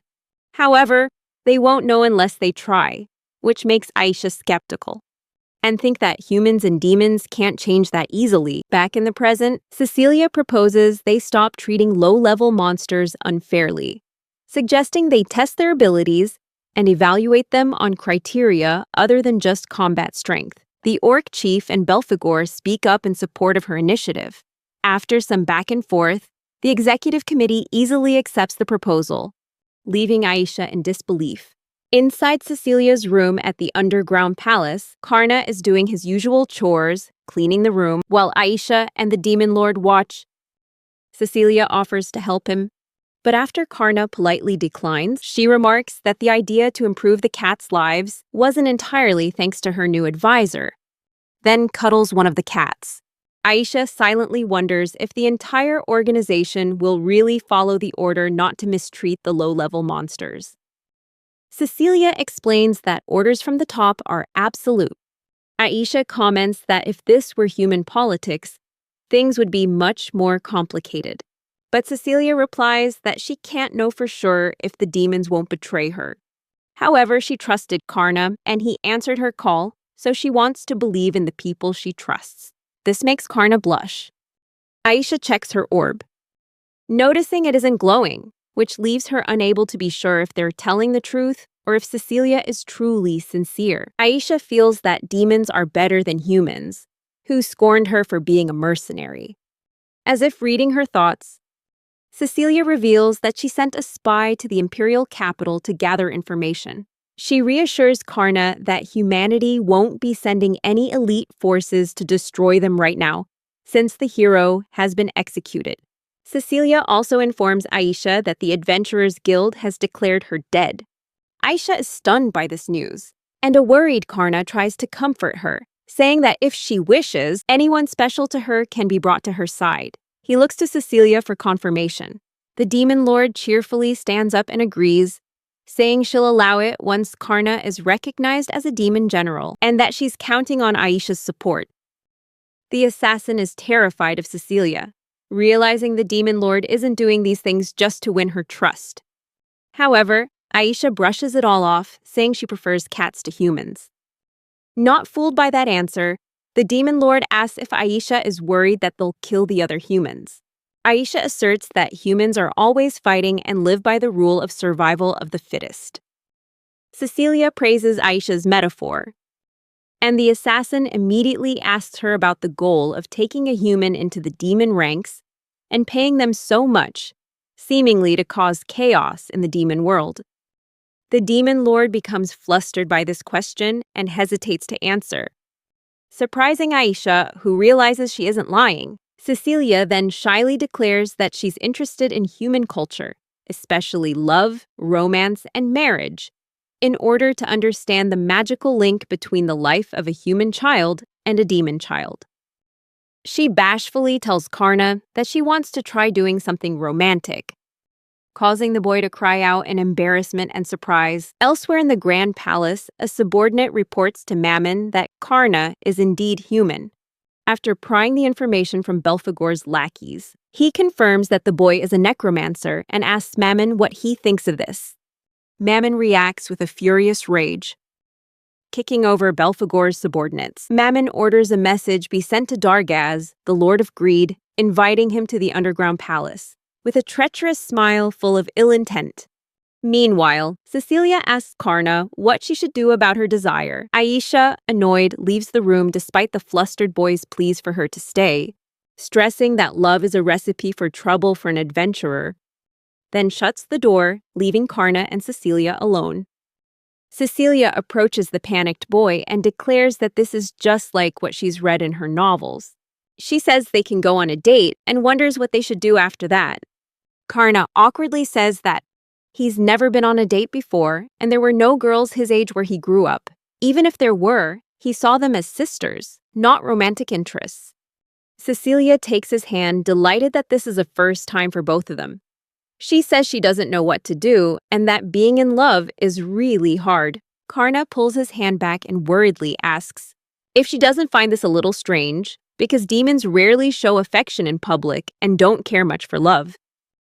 Karna still doesn't understand why, and Cecilia sighs, admitting that love is a foreign concept to demons, though she recalls that some demons, like Marion, do have children. After having a realization, Cecilia cheerfully takes Karna's hand and leads him off to visit some married demons. They arrive at the residential area of the Orc tribe, located outside the castle. Karna remarks that the area looks just like a human city, while the old man notices the furs and leather goods being sold. Noting that orcs are skilled craftsmen, the orc chieftain, surprised by their arrival, welcoming them into the village. Cecilia explained that she was just doing a quick inspection, and that Karna was still learning about everything. She asked the orc chief to explain the orc race to Karna. Karna bowed his head after Cecilia made the request, but the flustered orc demon quickly told him to raise his head, explaining that orcs were considered low-level demons, and other orcs might think he was a fool for bowing to them. Karna pointed out that they were no different from other demons, which astonished the orc chief. Cecilia also commented on the difference in magical power between Belphegor and the orcs, making the chief realize how weak their own magic was. The old man reminded Karna that they only defeated Belphegor thanks to his blessing. However, the demon lord thought to himself that it was actually a complete rout, because Nodens and Vorvados possessed an immense amount of magical power. The orc chief then explained that power was the main factor that separated low-level and high-level demons, revealing that orcs don't get nourishment from magical power like other demons, but instead eat food just like humans. He was about to say something more, when he was suddenly startled by a voice telling him to get lunch ready. A woman with pig-like ears glared at him, but quickly relented when the chief explained that Cecilia was present. She then apologized and made excuses for her husband's absent-mindedness. Cecilia apologized for the interruption and asked to borrow the woman's husband. She accepted, but before leaving, she sternly warned the orc chief that he was safe. For now, the terrified orc chief remarked that half-human wives were scary, then explained that orcs can't create offspring with magic and can only reproduce with humans or half-human female orcs. Karna recalled that orcs used to kidnap human women to mate, but the last raid had happened over 100 years ago. The orc chief sadly admitted that they had been living in poverty under Cecilia's protection, as goblins and ogres had taken over their territory. Due to the lack of human women, he had to live with ill-tempered orc girls.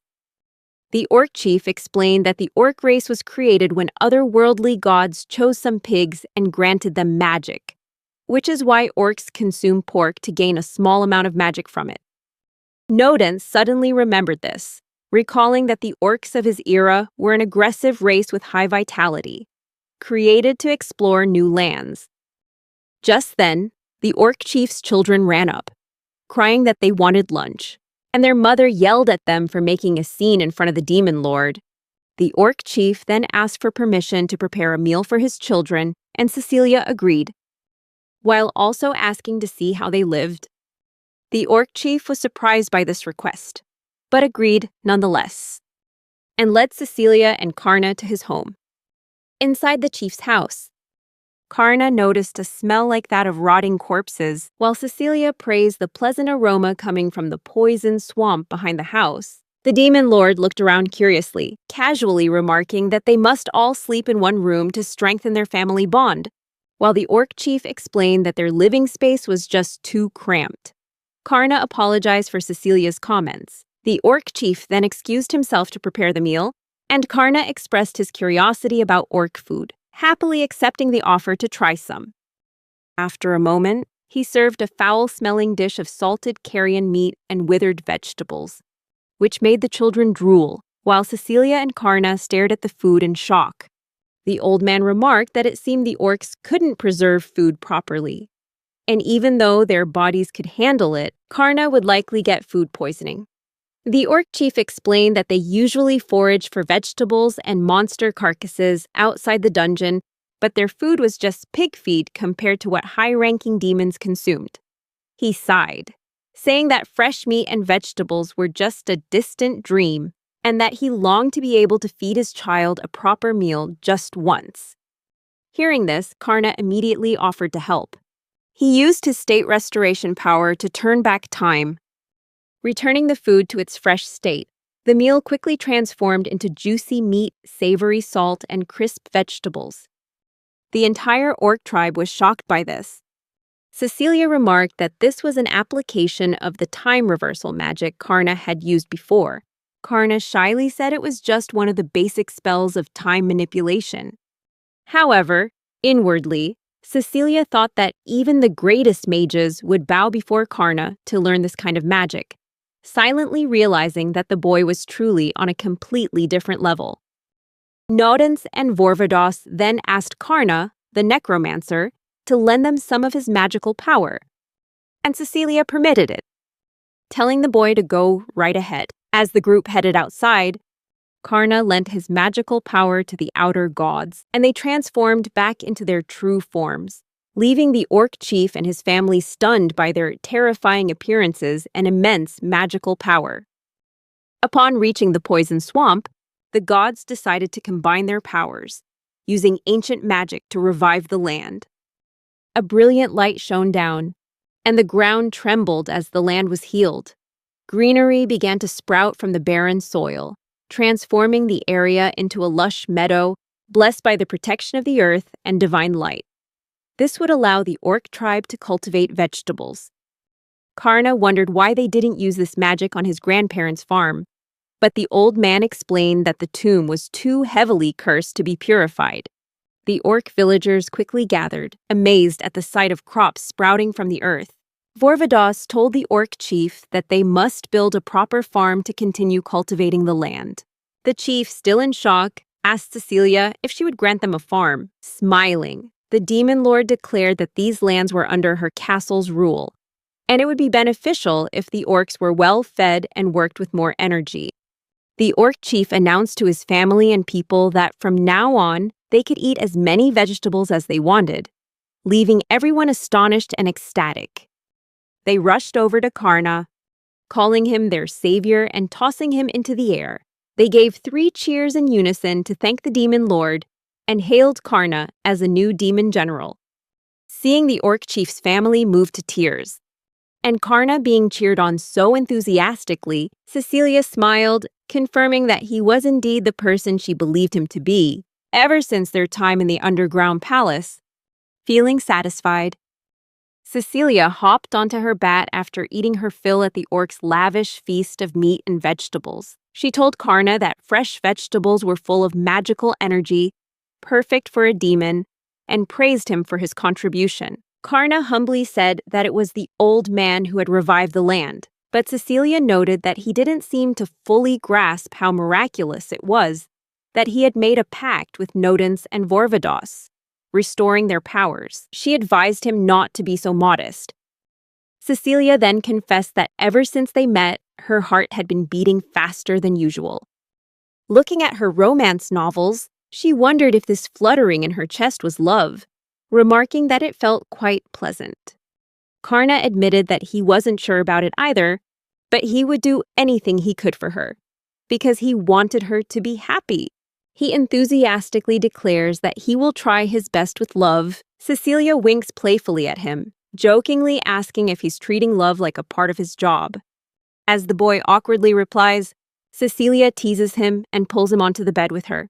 As they lie next to each other, Cecilia looks at Karna and asks if he knows why demons don't love or get married.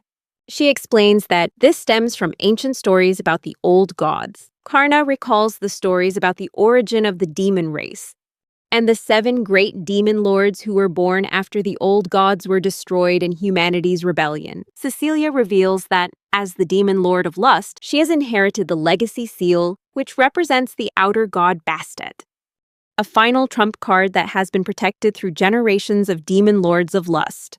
Getting up in the room, Cecilia tells Karna that the power of this seal is on par with an outer god. But she is reaching her limit, as the magical power is too great for her soul to bear. She explains that as this power is passed down through generations, it becomes increasingly unstable, and she fears that she might not even be able to produce an heir. However, she believes there is a method that could help her repair the damage from Bastet's soul vessel. Sitting next to Karna on the bed, she holds her stomach and declares that she must create a new demon soul within herself. Just like any other normal creature, she wants to create a new life and a new soul unaffected by the destructive seal. Cecilia describes this as being like transferring the contents from a nearly broken vase into a new, undamaged one. She moves closer, rests her head on Karna's shoulder, and gently asks if he loves her. In the realm of the demon lord Cecilia, the existence of a demon who had made a pact with the outer gods and could control them at will had become known, though his name was still unclear. The demons had named him Sabbath, the ruler of the outer gods. In Cecilia's bedroom, the demon lord nearly melts at how cute Karna looks in the armor of a fearsome demon general. However, Karna isn't too happy, as he can barely move because the armor is so heavy. Aisha remarks that he would normally be dead after wearing so many cursed items. But Karna insists he doesn't mind the curse, as it enhances his power. Cecilia wonders if the armor's size is unsuitable, and Karna suggests taking it off to wear his usual ceremonial attire for the day, to which he happily agrees. Aisha asks Karna if he is going to reveal his name and race, since he's about to join the Demon Lord's army. However, she also notes that this could be troublesome, as Karna's family still lives in the human world. It wouldn't be a problem for him to remain a mysterious demon. Aisha points out that if he lives in the human world, promoting him would be impossible because it would be too suspicious. But she jokes that since Cecilia is the demon lord, it doesn't matter. Karna feels that this is great, and immediately Cecilia runs to him, hugs him tightly, and asks if he loves her. The boy nervously hesitates before shyly saying that it's impossible, as he's still a child, and isn't sure if he can make Cecilia happy. Cecilia smiles and remarks that perhaps it's still too early for such a relationship. She gently caresses the boy's cheek and whispers in his ear, asking if happiness is something one can receive from others. Cecilia then tells Karna that she believes she will be happy with the person whose hand she chooses to hold, and that this is the conclusion she drew from observing the marriage cultures of humans and orcs. She told him he'd have plenty of time to think about that while serving under her, so they should enjoy themselves a little longer. Karna agreed, and they smiled at each other, hand in hand. Just then, Aisha reminded them it was time to go, causing Karna to quickly apologize while Cecilia complimented him on how cute he looked in his formal attire. As the assassin opened the large gate, the three of them started towards Karna's oath ceremony into the demon lord's army. In the castle corridors, a succubus was telling an orc about how excited she was for Sabbath's oath ceremony, while the orc recalled how the newcomer had defeated the demon general Belphegor, despite starting as just a low-level imp. The succubus then remarked that it seemed to be Cecilia, and Sabbath's wish for the rookie to start from the lowest rank, and she found that impressive. However, the orc refrained from saying anything disrespectful, knowing Sabbath might be promoted soon. The succubus also noted that the field built for them was, in itself, their promotion. Their conversation was interrupted when Mammon growled from behind, causing them both to turn around in fear. The demon coldly ordered them to get out of the way, his eyes full of menace, making them bow their heads and apologize. As Mammon and his followers passed by, the orc asked the succubus if Mammon was unhappy about Sabbath joining the army. She explained that Mammon used to be second in rank, right after Belphegor, but with Sabbath's rapid rise, he would be surpassed sooner or later. The orc declared that he would stay out of the power struggle happening in the upper ranks, while Mammon continued to walk away angrily, silently warning Karna not to get too cocky and vowing revenge. The large doors slowly opened as Cecilia and Karna entered the grand hall for the oath ceremony. As if it were a wedding, the pair walked down the aisle toward the altar, while a crowd of demons cheered and spirits threw rose petals from above. Belphegor, the orc leader, and the succubus matron all welcomed them, while Aisha watched from a corner, and some demons looked on with contempt. When they reached the altar, a demon priest asked Karna if he would pledge his power, achievements, and territory to Cecilia. The two clasped hands, their marks glowing with power. And Karna swore his loyalty while Cecilia smiled. The oath ceremony was interrupted when an orc guard burst through the gates, frantically informing everyone of an enemy attack. Belphegor turned incredulous, saying that the castle was known only to the demon lord of lust, and it was impossible for them to be attacked there. However, the guard reported that a raiding force, led by a group of ogres, was attacking the castle gate. Everyone braced themselves as the castle shook. Belphegor angrily spread his wings, declaring that he would punish the attackers before flying out through the door. At the castle gate, a giant ogre had broken through the gate with its massive hammer and was advancing, crushing the orcs in its path, while others fled. The guards wondered what had happened to the barrier, and someone remarked that Mammon was responsible for it. The ogre grinned menacingly, preparing to smash two more guards with his hammer, but was stopped just in time by Belphegor. The demon general used despair lightning to strike the ogre, causing him to explode.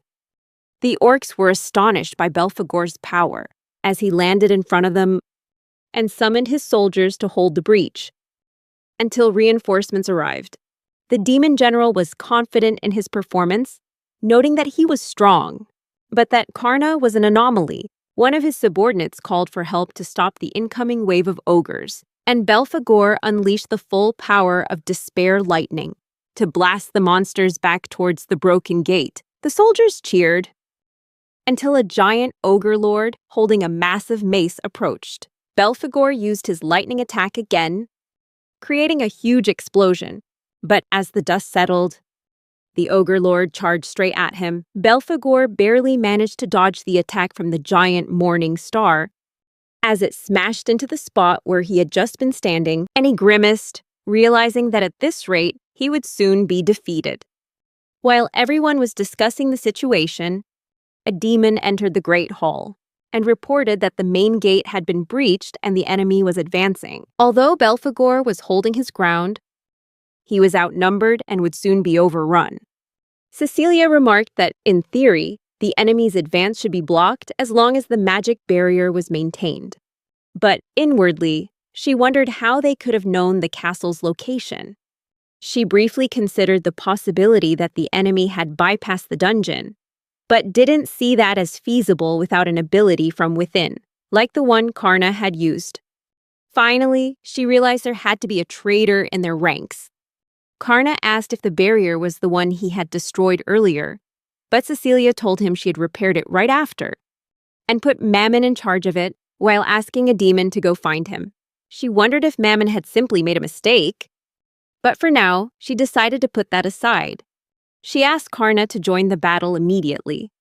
The boy agreed, noting that even though the oath ceremony wasn't complete, he was already Cecilia's subordinate, and he would protect her to the very end. Stepping down from the altar, Karna activated his mark and asked Air to raise the protective barrier. An earth dragon emerged from his shadow, shocking everyone present as it stood on the altar and began to form a spatial barrier. The lines on the ground started to glow and spread outward. Cecilia noticed that the castle was being enveloped by a massive barrier, and the ley lines were being completely controlled. Explained that he had borrowed this power in an emergency, then bowed his head and apologized to Cecilia for overstepping his authority. The demons were astonished by this sight.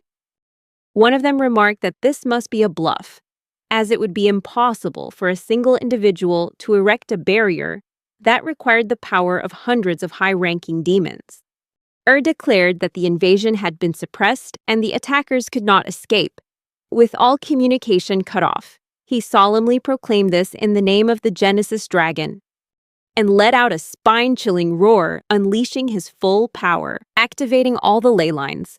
The ley lines extended toward the castle gate, annihilating the entire ogre force outside and enveloping the whole castle in a magical barrier. The dragon proclaimed that he had partitioned the area with a time-space barrier, cutting the castle off from the outside world and rendering time meaningless. He also explained that everyone would be confined to these grounds for a while. Karna cheerfully thanked the dragon for its help, saying that this was more than enough, while the demons looked on in confusion, as they had never heard of such powerful magic.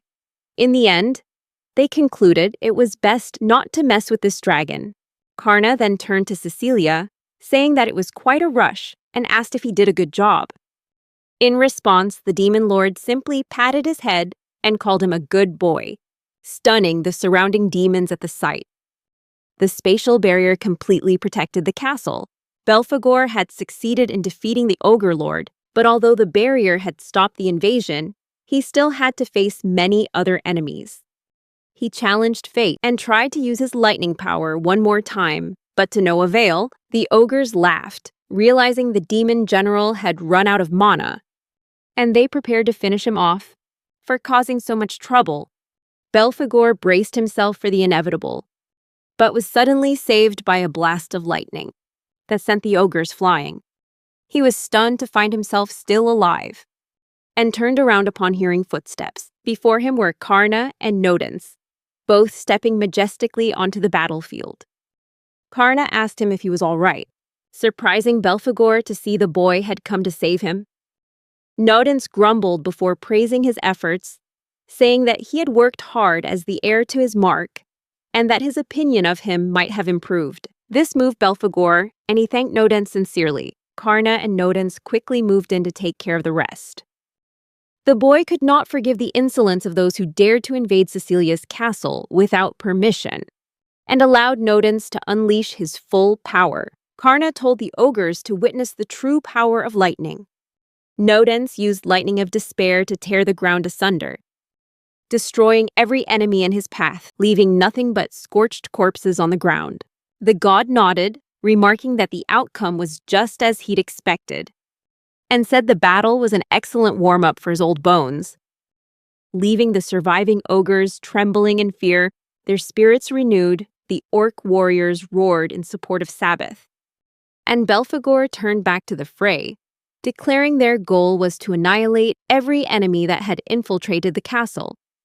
The orcs let out a battle cry as they, along with the other demons, charged the remaining ogres, and the battle raged on.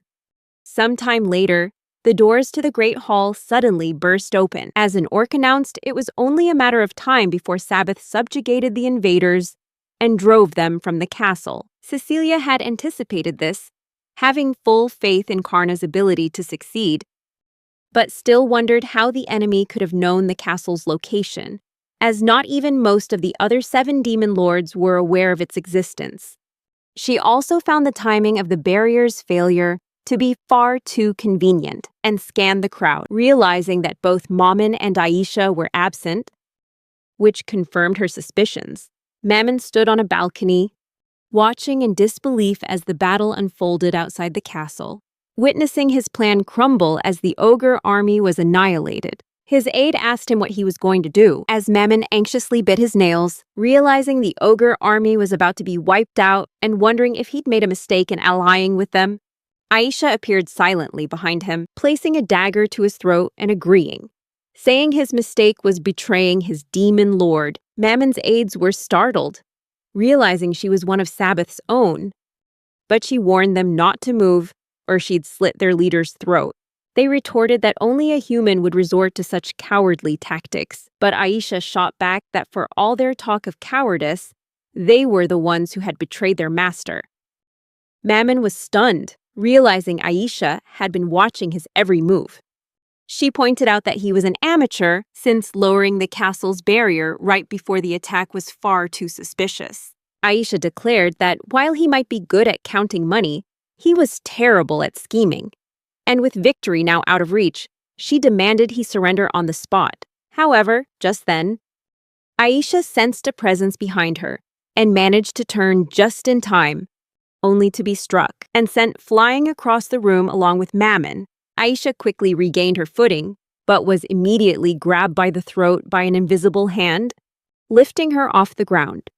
Realizing her enemy was using a stealth skill, she called out, asking if it was an assassin, before trying to stab at her unseen foe. But her sword was caught. The attacker revealed himself, introducing himself as the Lord of Greed, Dargaz Zalaga. Aisha dropped her weapon, while a terrified Mammon adjusted his glasses as he faced the colossal demon lord. Dargaz asked Mammon if Cecilia was in the castle, and when the cowardly Mammon nodded in agreement, the demon lord broke into a maniacal grin, roaring for the demon lord of lust to wait for him. Dargaz grabbed Aisha by the throat, while a fearful Mammon asked if Dargaz had come to help them. Scoffing at the idea, Dargaz declared that he had no need for incompetent underlings, tightening his grip on Aisha's neck, and called Mammon pathetic for being defeated by a mere human. Mammon fell to his knees, begging for forgiveness. But Dargaz coldly stated that taking credit for breaking the barrier didn't change the outcome of the battle. He reminded Mammon to know his place.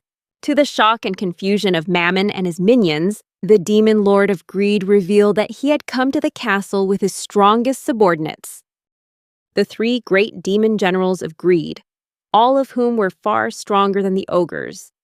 Karna was on his way to fight in the dungeon, and the enemy was confident they wouldn't lose to a necromancer. Mammon interjected, reminding him that the boy had outer gods serving him. But Demon Lord Dargaz contemptuously dismissed this, claiming that no entities as powerful as outer gods could possibly exist. He also argued that it was impossible for outer gods to follow a necromancer, suggesting they were merely powerful undead. Mammon, agreeing with this logic, declared there was no way a human could possess the power to defeat a demon lord. However, Dargaz warned him not to be careless, as the boy was strong enough to destroy a hero, but he remained confident that his 3 demon generals would crush Karna. These 3 generals included the strongest ogre swordsman, who wielded the holy sword of Vorvados stolen from the humans, the strongest mage and warlock of the ogre clan, forming a perfect combination. Dargaz declared that this time, Karna would surely be annihilated. Meanwhile, Karna faced the 3 demon generals of greed on the battlefield. The 3 demon generals introduced themselves. Ihanthle, the peerless samurai, chosen by the holy sword Vorvados Susyali, bearer of the evil eye's mark, the destroyer of all things, and Athayali, the great sorcerer of soul magic, who bears the mark of ruin. The swordsman Ihanthle, holding the holy sword, declared that by his master's command, he would take Karna's life, and unleashed a mountain-cleaving slash, combined with the breath of scorched earth and an instant kill attack from his comrade's evil eye. Karna unleashed Vorvados, allowing the outer god to take control of his staff. Karna used the skill Swallow Flight Flash, unleashing an arcing attack, defeating and knocking back all three demon generals. The ogres quickly collapsed to the ground. The holy sword wobbled in the air, and an enraged Vorvados sat on the chest of the swordsman Yanthle, whose entire body was scorched and tattered.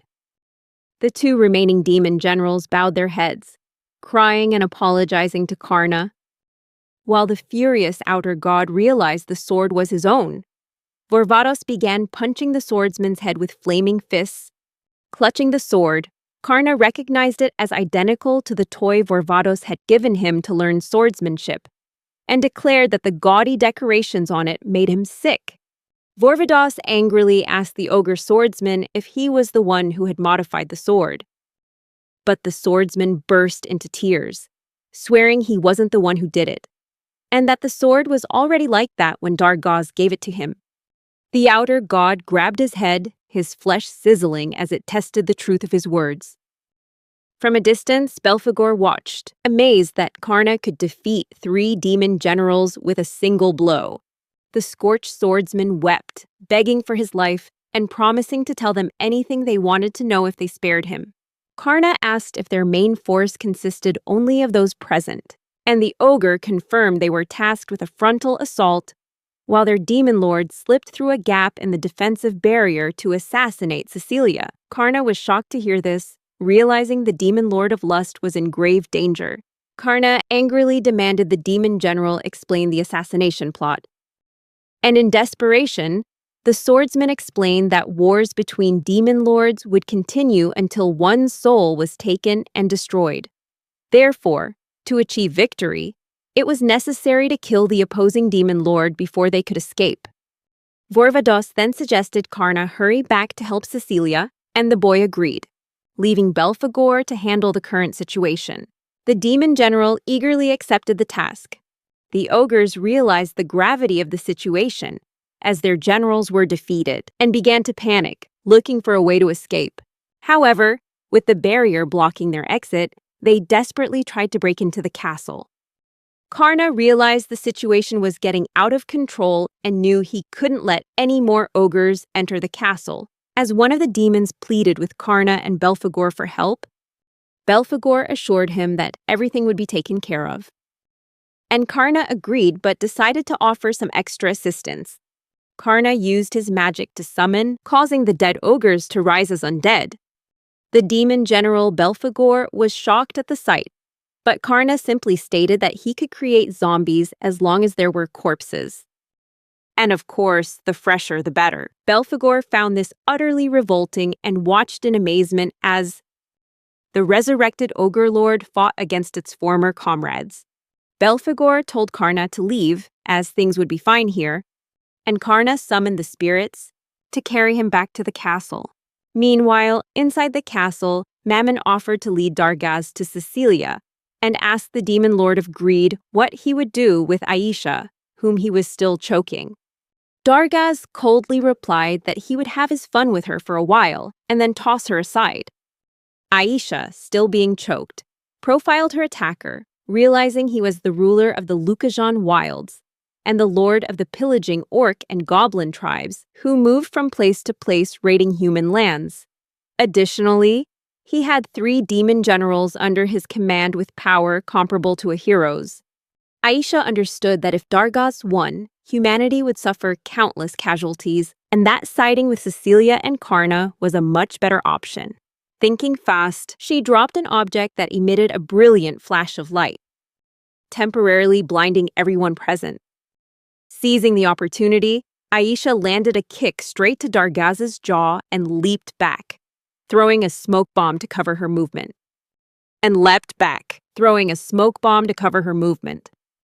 Unfazed, however, the demon lord Dargaz unleashed a sonic cut attack that tore through the smoke screen, narrowly missing Aisha, but slicing a nearby demon in half. Aisha quickly recognized the attack. She had previously thought he was an assassin due to his stealth skills, but now she knew that only the most exceptional warriors or fighters could use Sonic Cut. She wondered if he possessed two marks. Dargaz then unleashed a cyclone attack, a move only a wind spirit magic wielder could use. Unable to withstand the force of the attack, Aisha was thrown back, slamming hard against the wall. The Demon King smirked, remarking that she had caused him quite a bit of trouble and praising her for taking him by surprise.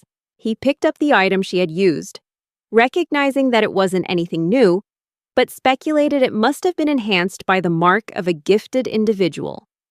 Dargaz then declared his desire to possess such a rare item, and he seized Aisha, ripping away her clothes. In an effort to find her mark, his eyes gleaming with lust and greed.